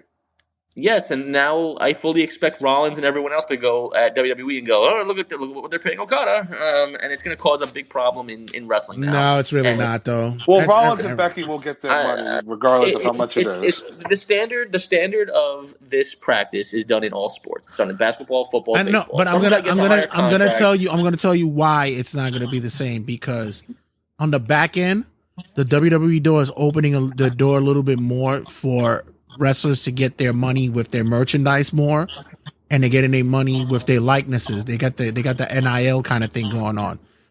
The same being that merchandise that's being sold with fucking AEW, no one's buying that shit. No. Did you see that Mercedes Moné fucking shirt? Trash. Well, Someone made a TikTok video that went viral of like the merchandise stands at the events, and they look like fucking carnival games. Oh, it's horse. It looked horrible. I'm sorry to interrupt, but Nicholas Cruz commented, didn't they do that with Mustafa and Riddle when they went to other companies and put the belt on them right away? Yeah, and also Nick Nemeth. It's a thing with other companies. They give belts to people just to get a buzz. Yeah, that's all it is. That's all that's happening. But we were asking who was the fastest in AEW that did that, or in any company. Well, no, AEW. Well, no, Jericho was the first champion, so that doesn't really count. Right. It's definitely Okada. Okada signed only 2 weeks ago. But how does he get a championship match in a week? What did he do to earn? Like, what happened to the ranking system in the company? He pinned. So I want to just mention this. So he did pin the champion in a 6-man tag and then get the match a week later. But the whole thing with Tony Khan right now is he gave the big contracts to Okada, Ospreay, and Mercedes Moné. Hold on. He invested a lot of money into all three for the sole purpose that he's hoping they all bring in the fans that he wants. And they, at the end of the day, their contract with the TV rights is coming up, and they need that money, or else, guess what? Tony Khan not gonna have enough money to give to his big stars anymore. And a lot of the guys in AEW who are disgruntled or not happy with their spots, WWE will happily take them. House of Black, come on back. Ricky Starks, come to NXT. We'll develop you into a bigger star than you should be. Well, I'll piggyback off they'll of that. Happily take it. I'll piggyback on that and then we'll go back to the other title change that occurred yesterday. Right. But also, money-wise, the money was talked about what was given to Mercedes Moné. And was that you who said that Moné is a needle mover? I said she's not a needle mover. Oh, okay. I was about to say, dude, her debut drew, without having the overrun and the lead-in from Big Bang Theory, her debut only drew about 789,000 people. I know. I said she's not a needle mover, and she thinks that she is because of the money that they're paying her. And I'm not bashing on her. And that's not even like with them officially saying she's making her debut. They alluded to it. I'm not bashing her either because I always thought she was a great wrestler. I liked her. I liked when she was Sasha. Solid in the ring work, you know. But for me, as gimmick, as a personality, she really did nothing for me. She's not my flavor of ice cream. Yeah, why? Because she's black. Yep. Wow. He said, yeah. That's why you're in Florida, sir. That's right. He's in Trump country, baby. That's where he's at.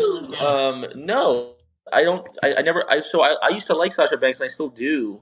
I'm not saying that she's not important. Like, that's a good signing by AEW, but yeah, it's not like it is not going to change my mind about going to watch it right now. Like, honestly, nothing is, because let me tell you, like we're gonna speak about the Edge and Christian match.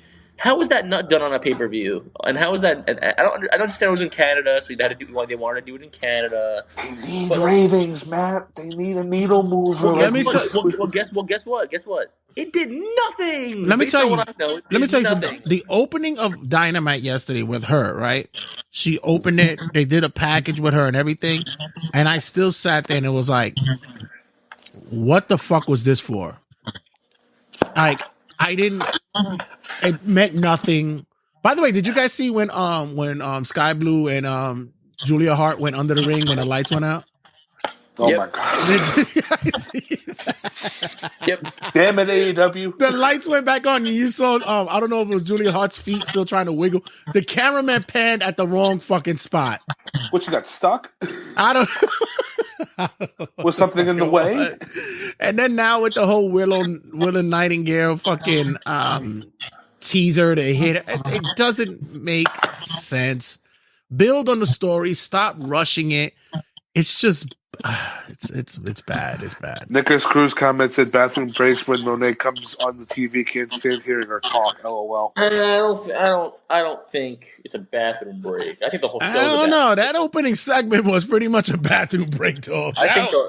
No, you didn't let me finish. I think the whole show is a bathroom break. Nah.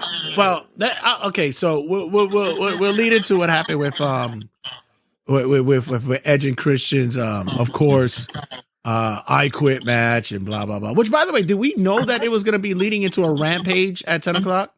Yeah, they told us ahead of time. Yeah. Oh, okay. So they made it clear. Oh, okay. So we get the match. It was very good. It was very Canadian. I wasn't upset at it. It was what you expect. It is what it is. Also, you know that I'm behind when I didn't know Daniel Garcia was a face. I was like, isn't he still with Jericho or some shit like that?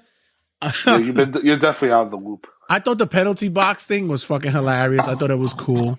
Hold on a second. I couldn't stand when Edge threw the jersey on Christian. He goes, yeah, I'll just put it on. And he finishes putting it on. What the fuck? I would have threw that shit back. I would have threw that shit back in his face. What do you mean? He literally shoved it on his neck and he goes, okay, I might as well just put it back on. It was like halfway on. He's like, okay, hold on. Let me put my arms through it. And then they start punching. I'm like, ugh. I thought it was funny. I thought it's one of those rare moments I could get, and I'm like, okay, I'm all right with it. But yeah, not me. Jay, did you like it that this is that people singing Metalingus is the new Judas? People singing it. Fuck off! I mean, people are always singing it though. But not like this. What's it like this?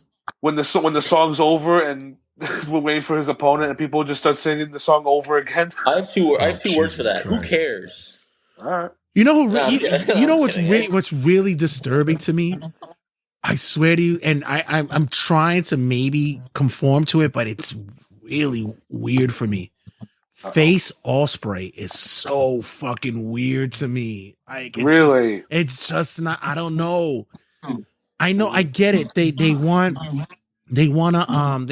that baby face for the company, but God, it's so weird to see him come to the ring just like smiling and laughing and giving people the high fives and bruv, hey bruv, and it's like, oh my God. Hey, we want to get laid, bruv. It's like it's almost, yo, hey mate, you could sit down next week and watch me and Shabata have a match, bruv. And I'm like, oh my God, when can we turn him? Can we get a face that come over through like real quick to get it over with? What's gonna be a while, Jay? I'm going to ask you guys a generic question because I'm so out of the loop and I want to hear your thoughts on it. Shoot. Is AEW dead in the water? No. Are we in 5 years from now going to see this thing get bankrupt? No. So you think it's going to last longer than WCW did? If it doesn't last on definitely. TV, it's definitely going to last. Yeah. Okay. Now, listen, if TNA lasted as long as it did, please. Matt, as I'm speaking for myself that watched 2000, 2001 Dark Days of WCW, this is not even close to it. It was deserving to die. They knew it was going to die, but didn't care and kept going. Okay, just wanted to check with the people. No. Listen, because, the network is happy with its ratings that they're getting. They're happy with the numbers. It's Tony Khan's the only way that it kills it if they figure out the fact that it's kind of expensive to really pay for this show. Right. But other than that, they still need a streaming deal. Right. He's changed the angle so he could really show how much of a fucking nerd he is. God, I love him. And on his end, we got the worst background noise. Exactly. Like, I don't know if it's I don't know what. There's no noise besides the washing machine. You hear like a. But you hear Jay through you. Yeah, like I don't know if it's double echo. Check your mic set. Put headphones in? Maybe that'll work better. So yeah, I think that. Oh my God! Thank God! I thought he didn't have any pants on. I was gonna fuck, bruv. I was gonna lose it, bruv. Also, can I just make this quick little statement? Yeah, sure. Not for nothing. In the same company, Edge and Okada are the champions.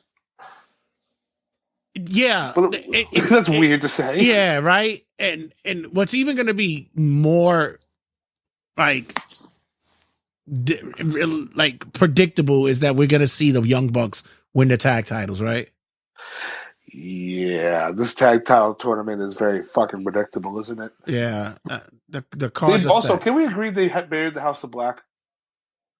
I actually They beat the believe shit out of the infantry, and that finish was horrible. I actually believe that they're writing them off. Thank God. Yeah, I think they're writing them off.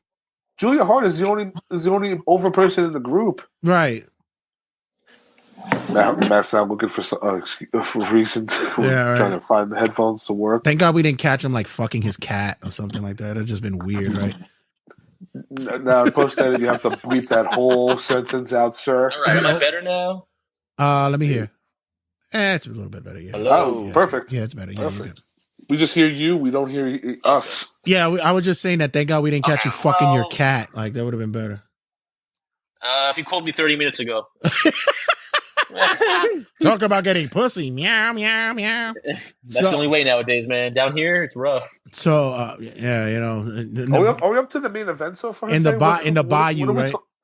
What's the main event? We're going to talk about. We'll get to it in a second. Don't worry about it. We're having a good time. We're fucking Don't worry around. about it. It's all right. You're working on stream. I'm going to call that work. Yeah, exactly. Come on. And let me just hit this. We got Raquel Rodriguez is being pulled from active duty right now. Seems as though that her MCAS is flaring up. Possibly they did not disclose whether or not that is the reason, or is it because of personal issues and such. But I have to believe that that's what it is. Her almost she posted online that it re-flared up. She's gonna retire, man. She can't work like this. You think so? No. Yes, it's constantly flaring up, bro. It's like there's no cure for it. It fucks her up every 2 months. She needs to fight. What did I say, Mike? What did I say? Put a mask on her? I think it would be great if she put a mask on. She can embrace. But it's not about her look though. It like hurts her. Like she's in pain. Like it's like not. It's not about the look. I don't know if it's the pain. I don't know if it's the pain though. It just looks bad. She said it's really itchy. She said she's really itchy about with it. Okay. She said she's in pain. So like, okay, fair. So if you're in pain, then you can't really work. So I told Matt. I told Mike that I believe that I might have the same thing. I'm going to an allergist to figure it out, to find out, because I've been breaking out the same way. Yeah, I'll show you pictures of it that I have. Like, it looks like if fucking eczema.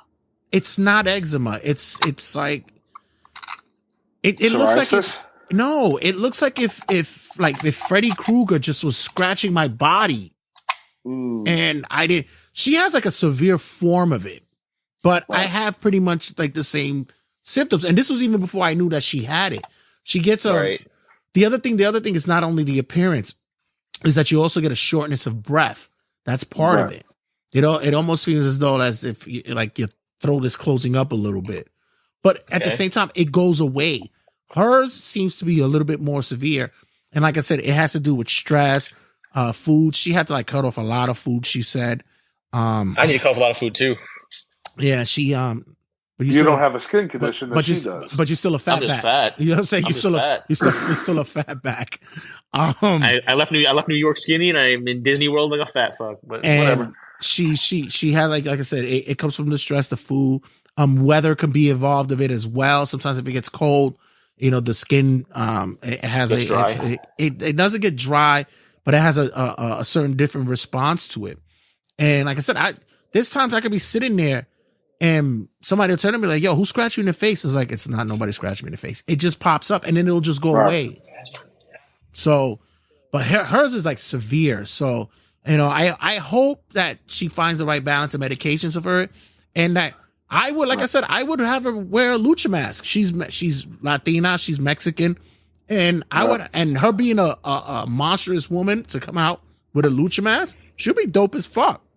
Also, she'll be the most standout woman on the roster. Definitely, a 6'2" woman with a lucha mask. She'd probably be like the female Babe at this point. Hell the fuck yeah! I'll turn her heel. If she's not in pain. Yeah, exactly. But I would turn her fucking. If it's strictly for looks, then yeah, fucking throw a luchador mask on her and call her a fucking. They call her El Raquel. Yeah, or some shit and call it a day. Okay, calm down, sir.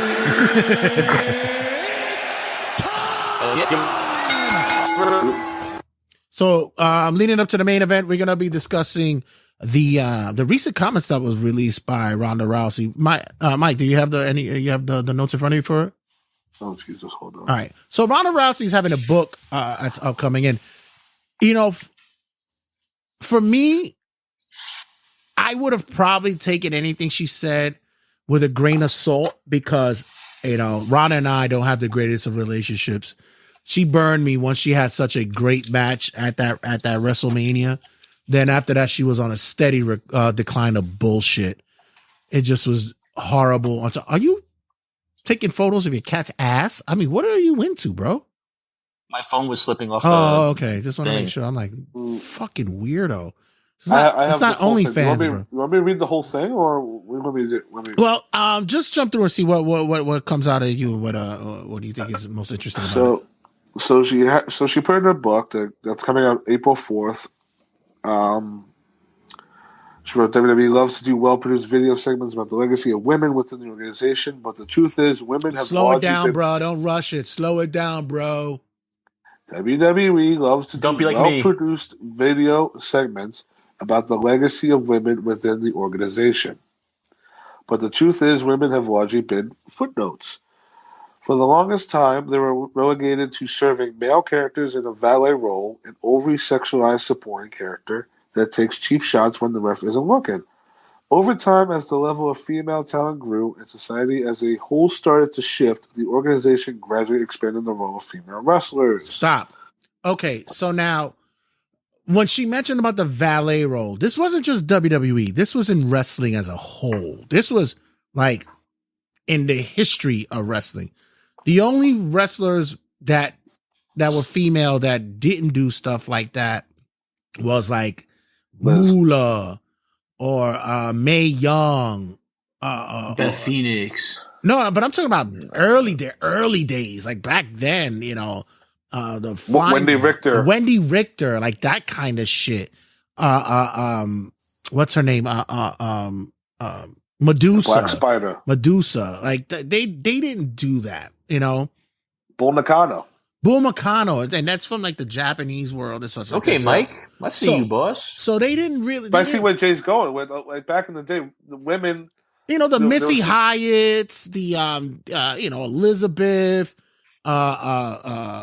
Elizabeth and Hyatt were the only two women that really didn't do anything physical. They just stood there with pretty faces. Beulah McGillicuddy, like those. They that's what they did. Deborah, Miss Kitty. They you know, that's what they did. And it wasn't until, like she said later on, it wasn't until that woman's evolution happened. And read on. WWE bills itself as a sports entertainment organization, and just like in the mainstream entertainment industry, there was, by all accounts, a casting couch culture where men backstage in powerful positions pressured female talent for sexual favors in return for airtime. Okay, hold on. That's Johnny. Hold on. Okay, so that's allegedly, because you got to be careful with that. But the next sentence was there were so many public accusations and scandals, it's hard to keep track. Right, there were, but no. More than I'm sure that WWE managed to sweep under the rug. Right, of course, and I'm gonna say that I believe it. I'm not gonna say I won't, because I do believe it. Because People Power was known to be a fucking perv. We knew that shit. We know that he was a fucking asshole. Jay, how many times did we read a story where John Laurinaitis looked in a fucking modeling catalog and picked people out and said, "Look, look at Matt. He got some pussy. Good for him." So, you stole my fucking joke. Fucking go ahead. Yeah, he's the John Laurinaitis of the show. So, no, of course we know that he did that. We know that he fucking would get his talent from swimsuit magazines and shit like that. We knew that. But where do you think they got Tori Wilson from? Yeah, of course. Please. Maxine. Well, was it Tori in WCW? Yeah, WCW. She was in a fitness model. Right. She was in WCW. Just try. Okay, but what's Maxine? What's Maxine do? What's Maxine? Same shit. She was a model. She's a fitness model. She was a cheerleader. Yeah. Same shit. Yeah. So it's like it's still happening. But here's also a difference to where Maxine is, where they pick these people out, like go to cheerleaders and athletes. A lot of them are fans of wrestling. She was under that NIL thing, the next in line right thing. She was on that. That's different. That's different because like Gabe the people Stevenson they bring in now are actual fans of wrestling and actually want to be wrestlers. back in the day, they used to just look at catalogs and see a pretty face and say, "I could put that on TV." Right. Tori Wilson. You're hot. Do you want to get a paycheck? You're doing the wrong voice. It's supposed to be people power. People power. I need to please my dick. Yeah. Can we please see your panties? I like white cotton panties. I think it's recommended that you go get bigger breasts. Yeah, that was the other thing too. They told these women to go get surgery and give them the money for it, and then these women come out with these large ass breasts. They're bigger than their bodies. Yeah, Mike likes it though. I'm surprised that it doesn't matter what I like, sir. It doesn't matter. I'm surprised. I'm surprised they didn't do that with Raquel. I'm kind of shocked with that. She's the exception because she has a fit. She probably said nah, man. Body, probably, but she has that unique look. I mean, look at Rhea. She doesn't have implants, and look at her. She's beautiful. She is beautiful. So what else do we have there? What was the next on there? Women weren't just being demeaned backstage, but center stage. Up until 2007, bra and panties matches where female wrestlers won the match by stripping their opponent down to her underwear were an actual fucking thing. Even after that gimmick was retired by WWE executives, I'm sure very reluctantly and with a lot of lamenting about political correctness, it was still clear that the organization placed more value on a women's physical appearance than her physical ability. Hold on with that. I think wasn't around that same time that's when Linda wanted to get into politics as well. Exactly. Yeah. And the clip of Trish barking like a dog surfaced again. Yeah. Gasp. Yeah. Do you remember the era when they kept putting the women in Playboy and every WrestleMania season they would put that fucking whatever magazine cover it was? Yeah, the Playboy, the Christy Hemmings, Ashley Massaro. Yeah. Ashley Massaro. And now we're hearing a lot of that shit with Ashley Massaro and her case and all that. It's just it's same thing's happening in Nickelodeon, folks. As much as I want to sit there, as much as I want to sit there and fucking say that Ronda's just tooting out her ass, she's not wrong. And the fact is that she knows it because she herself was and still is a wrestling fan. Yeah. Yeah, so like she knows. Can you imagine Ronda Rousey competing in a bra and panties match? No, she would have never tolerated that shit. Hell no. She would have told him to fuck off.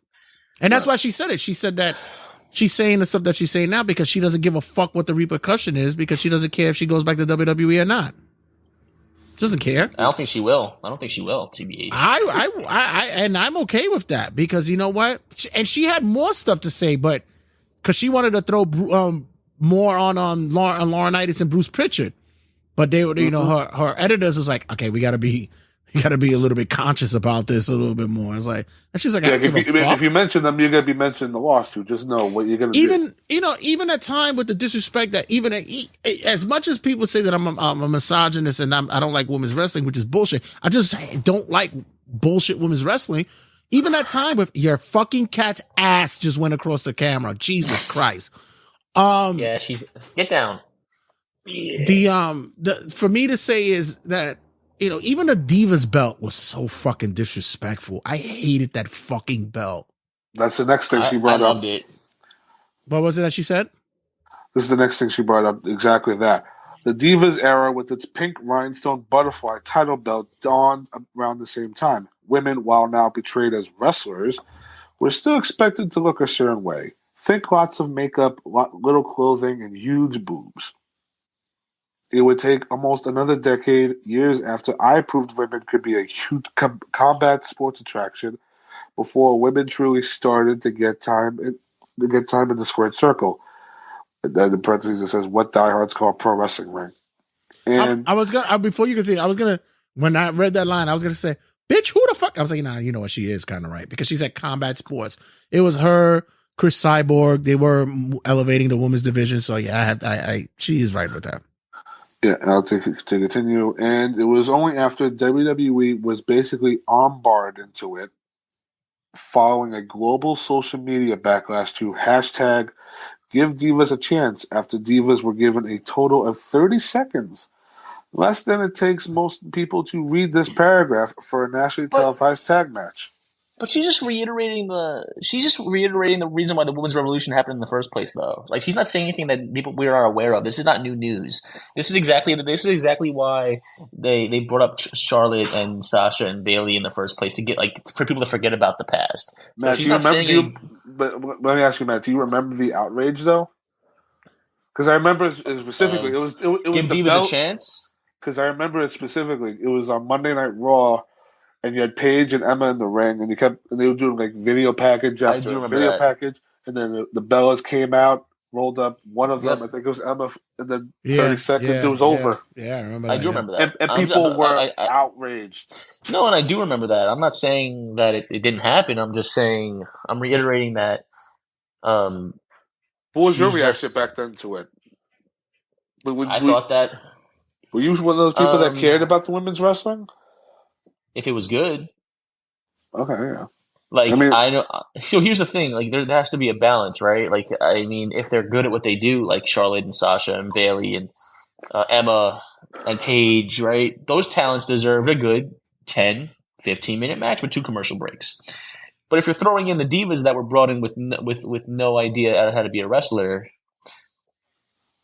isn't it equally as miserable watching them wrestle for 15 minutes? Well, you think about it like this: you had during that time, you had Paige, you had Beth Phoenix, you had AJ Lee, you had Natalia. At least did have a lot of talent. You had those core 4 there, and then models next to them, right? And even if you wanted to even throw in Melina there for a little bit or whatever, the Bellas weren't horrible. You had the Bellas there. They sharpened up their craft a little bit. They were, and that was the other thing too. They wanted to work. They wanted to learn. They wanted to get, some ring time. And because they got paid. Right. I mean, I think they found passion as well. I guess, but also too, is like a lot of people debate this, like who started the women's revolution. People say it was the Bellas. Some people say it was Paige and AJ Lee, and then the Horsewomen. Because the Bellas have this like Sasha Banks effect where like they have the loyalist of fans where you can't say anything wrong about them. But when it comes to the women's revolution and women like AJ Lee, Paige, Charlotte, Sasha, that just said enough of this bullshit. Give us the time and we'll show you women can wrestle on par with the men. You think about it like this. Charlotte Flair was in that factory in the FCW NXT production, right? Yeah. You think that Ric Flair would have allowed his fucking daughter to go out there and do that shit? Absolutely not. Get the fuck out of here. He'd have told them to fuck off. You're gonna push my motherfucking daughter. Fuck out of here. Flair wanted his daughter, but the reason why they got away with it was because all the girls they were hiring didn't have a passion for wrestling. Well, not only that, but the other speak. What happened was that at NXT, they were fucking cranking it out when it came to female wrestlers. And they were getting more fucking showcase time and more looks that people who were following the companies were like, yo, why aren't you doing this on your main roster? What's wrong with you guys? Mm-hmm.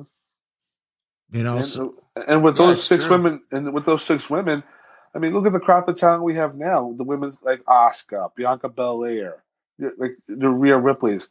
They would not be there in this spot if it wasn't for those like 6, like Paige, AJ Lee, Charlotte, Becky, Bailey, Sasha. If they were given the time that they deserved.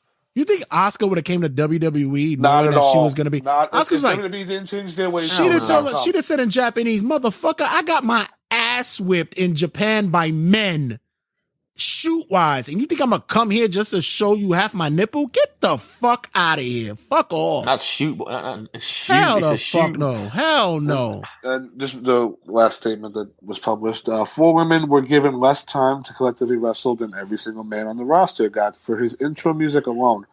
Presented this information as a person outside of the wrestling world, you might draw the conclusion that there is a troubling, foundational, sexist, patriarchal culture within the WWE.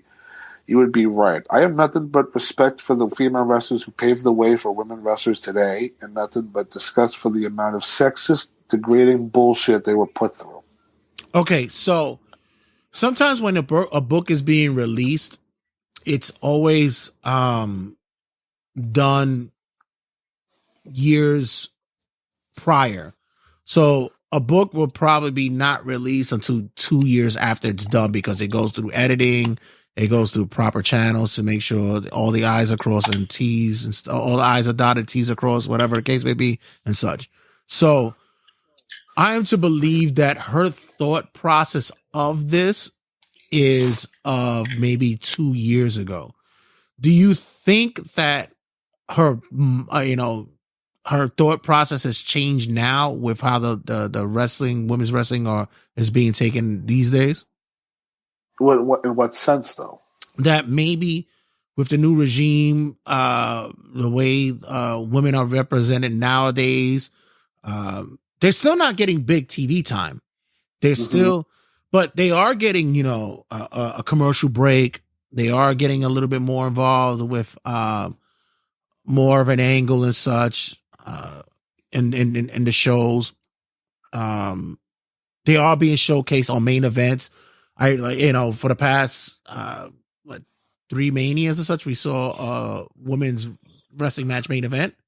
So, Ronda was part of one of them, right? So, but I feel like the reason why is because the talent like Bianca and Rhea Ripley have forced their hand to do so because they're that damn good. No, and that's not wrong. That's not a wrong way of booking it. I think Rhea's one of the best. I think Rhea is right up there with Charlotte. I think she's better than Charlotte. No, but that's not that. But that's it. But wouldn't it be fucking terrible 5 years ago if you couldn't fucking showcase her like that? That now you it'd be horrible. It would be an absolute crime. Exactly. So we wouldn't see Bianca and Rhea on the posters next. Hold on, you wouldn't see them standing next to the posters next to your John Cena's, your Roman Reigns's, right? Your because that's how much WWE has put a spotlight on them. Rhea Ripley and Bianca on a lot of the posters are probably in the middle of all the top baby faces. Your Cody Rhodes, your Romans, because they're presented as on the same level or even bigger as some of the male counterparts. I mean, they're on the cover of 2K, right? Bianca and Rhea are on the cover for a valid reason. Yeah, let me ask you this. I want to ask the table this real quick. Let's just say we're in 2011, and Rhea Ripley's in the state she's in now, and Bianca Belair's in the state she is in now. Like, let's just say, you know what I mean, like the talent wise and like their gimmick. Let's just say that let's just put them in a time machine and they go back into 2011 right now. Okay. You think even with all of that charisma and move sets and everything, what they've done, all the accolades, right? You think they would still be attested to a 15-second match, or you think they would go back then and go, "Damn, we can't avoid this. Like this is different." They would have never been there. They would have never been there. I'm saying if we time traveled them back, they would have never been. They would have never been there because the only one that they would have gave that time to was because she was an anomaly was Beth Phoenix. They can't have more than one of that. You can't have more than one Beth Phoenix, and that would have been that. Natty stood around for the test of time that she did because of her lineage, and not to say that she's a bad wrestler because she's not. She's a work. She's a mechanic, as they would call her. But at the same time, it's like, she didn't get the proper dues that she should have gotten because of her saying, well, she's built, she got the size, she's kind of like Beth Phoenix. We can't have too much of those. And also, I want to mention to respond to Matt when you mentioned the year 2011. Like a lot of memories come back where you had the whole Piggy James thing with Lay Cool calling Mickey James fat and calling her a pig. You had the Bellas making fun of Karma for being pregnant. You had Kelly basically be, again, women like that. And I love he's walking away. I'm trying to direct towards him. That's all right. He's got to fuck the cat again. But like Jay, you remember 2011? Like those were the darkest times for the women because that was when they they made one belt. It was the butterfly one, and I'm listening, Mike. Okay, but you remember like in 2011 where they really didn't focus on the wrestling. What was the main thing? Oh, look at the women on the red carpet. But the other thing too, do the public appearances. This is what that sparked like the whole Total Divas thing. You also mentioned two women that don't get the accolades that they should get as well. Michelle McCool and Layla. Like those two women were like solid workers as well. Layla went from strip expose to being a freaking. She was a Miami Heat dancer, and she became a really good wrestler. Exactly, and even that's why I said even Michelle McCool's married to the Undertaker, and she was a good wrestler too. But women like Mickie James, who was decorated wrestler at that point, great wrestler, getting called fat for just because she got a big ass. Because she has a big ass. She has a big, luscious, delicious, juicy, scrumptious, and just. Oh, I'm sorry. What were we talking about again? That ass. That's what it was. No, Jay, but she's a work too. She's a fucking work. Jay, do you remember confronting her at House of Glory about that too? Oh, please. Oh, it was great. Mickie James, like, when you, how many fan pages have you found of yourself with your ass? And she looked at you and goes, oh, there's a lot of them. There's a lot. Can you imagine Rhea Ripley and Bianca nowadays escorting the Hall of Famers to the stage? Like they're freaking like hot models. It'd be horrible. That wouldn't fly. That would not fly. The double nowadays. standards, like, and you have like a lot of these women joke, like Charlotte joked about like being in a Braun Perry's match years ago, where she'd be mortified. Tori Wilson was on Chris Van Vliet a couple months ago, and she stated, meanwhile, this woman is a model, and she said she was mortified doing bikini contests and they made her do it every week. Her and Stacey had like a 24 house show group of doing Braun Perry's matches. You know what's crazy? That even at that time period, and I'm not even trying to say that as though like I'm some kind of fucking high level liberal and shit like that. Oh, you are.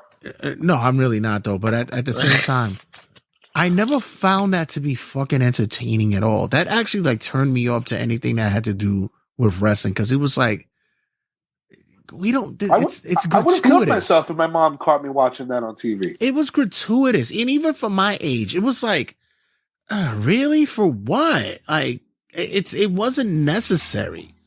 You know, even grown women in their bikinis. Are we gonna forget about the Diva Search and how that was bad? Like the mud wrestling fights. Please, yeah, and all that shit was and WrestleMania 20, I think it was, where they had a big pillow fight for like 10 minutes with Jerry the King Lawler in the middle of it and shit. They were pandering to a certain audience, and that audience was themselves. That's all it really was, because I don't think anybody really gave a fuck about that. But during those segments, Vince magically had to use the bathroom. I actually have a story about the Diva Search. I used to work with somebody that had a friend who actually went to the Diva Search thing. She went to the tryouts, and I remember him telling me that she went there. She was a big fan of wrestling, and the sheet they had to fill out was the most invasive fucking thing she had to fill out in her life, where they asked for her measurements on the form. I could see that. Like her bra size? Yeah, they could do that. They do that everything. They do that in Playboy. I could see that. That's fine. But for the Diva Search for WWE, where they're trying to find the next breakout star, who the fuck knew what the fuck they were looking for? Unless the carpet match the drapes, check yes or no. Unless it was somebody that was actually wanting to come visit me in my office. Fucking piece of shit. But just to wrap it up, man, Mike, where they can find us and where they can follow us at, and what we got going on. X and Instagram at Turnbuckle Tab. And we have a viewing party coming up for WrestleMania Night 1. Yes! Big shout out to the Seneca people. You listen to this? You listening to this? The last show we did, the last event we did the Royal Rumble event. And didn't open the doors to everybody because it was a testing grounds. But for this one, listeners of the Turnbuckle Tabloid, pull up. The Seneca, Ridgewood, New York. Check us out on our Facebook group page. Check us out on Instagram. The address is such as there. You guys don't want to miss it. Night 1, we will be in the building. Matt is gonna bring his cat. You're not gonna be able to fuck it though. You can't fuck it. You could. Not for free. Not for free. You heard that, Leia? You're gonna be sold. But other than that, what is wrong with you, Matt? What are you doing with your socials? I see you doing a lot of Disney shit over there. What are we doing over there? Yeah, I live stream on TikTok, bro. Let me tell you something. These people love random strangers walking around the parks. Matt's Park Days on TikTok, man. Follow the live streams. I walk around and just go on rides and shit, and people love it. So People watch anything these days. I know. I'm fucking pissed. Nobody listens. Nobody watches us. I'm fucking pissed off. Hey, someone tipped me $50 yesterday. Jesus Christ. Jay, start live streaming your trips to the bars. I'm gonna say, yeah, exactly. I'm gonna start fucking. I'm gonna sit here and like in a nude, and so you know what's crazy? So you guys can see my MCAS grow. You can see my scars show up. There's TikTokers who have a lot of viewers and they make a lot of tips from just walking around the city, like the Bronx and Brooklyn and shit, with like a face cam. It is because they're white. A lot of them, if you live in the hood, nobody's watching that shit. They'll be like, yo, it's a regular day in my hood. But guys, I'm going to wrap it up this week. This is the 7th year anniversary of Turnbuckle Tabloid, ladies and gentlemen, man. It's in the books, guys. And it so happens that Matt is in the building. The Mook himself stops in for that. So 7 years? Holy 7 years shit. wrapped in the building, man. So, and I want to thank our boy Helmut Mike for helping us trudge along these past 7 years as well. It's been a great project. And for you, the listener, who's been riding along for the 7 years. Jesus Christ, you guys, you need more, you need better stuff to do. You guys are atrocious. And because it's 7 years, I'm officially returning. And on that note, check you guys in a second. 2, 1, 0. All engine running. Liftoff.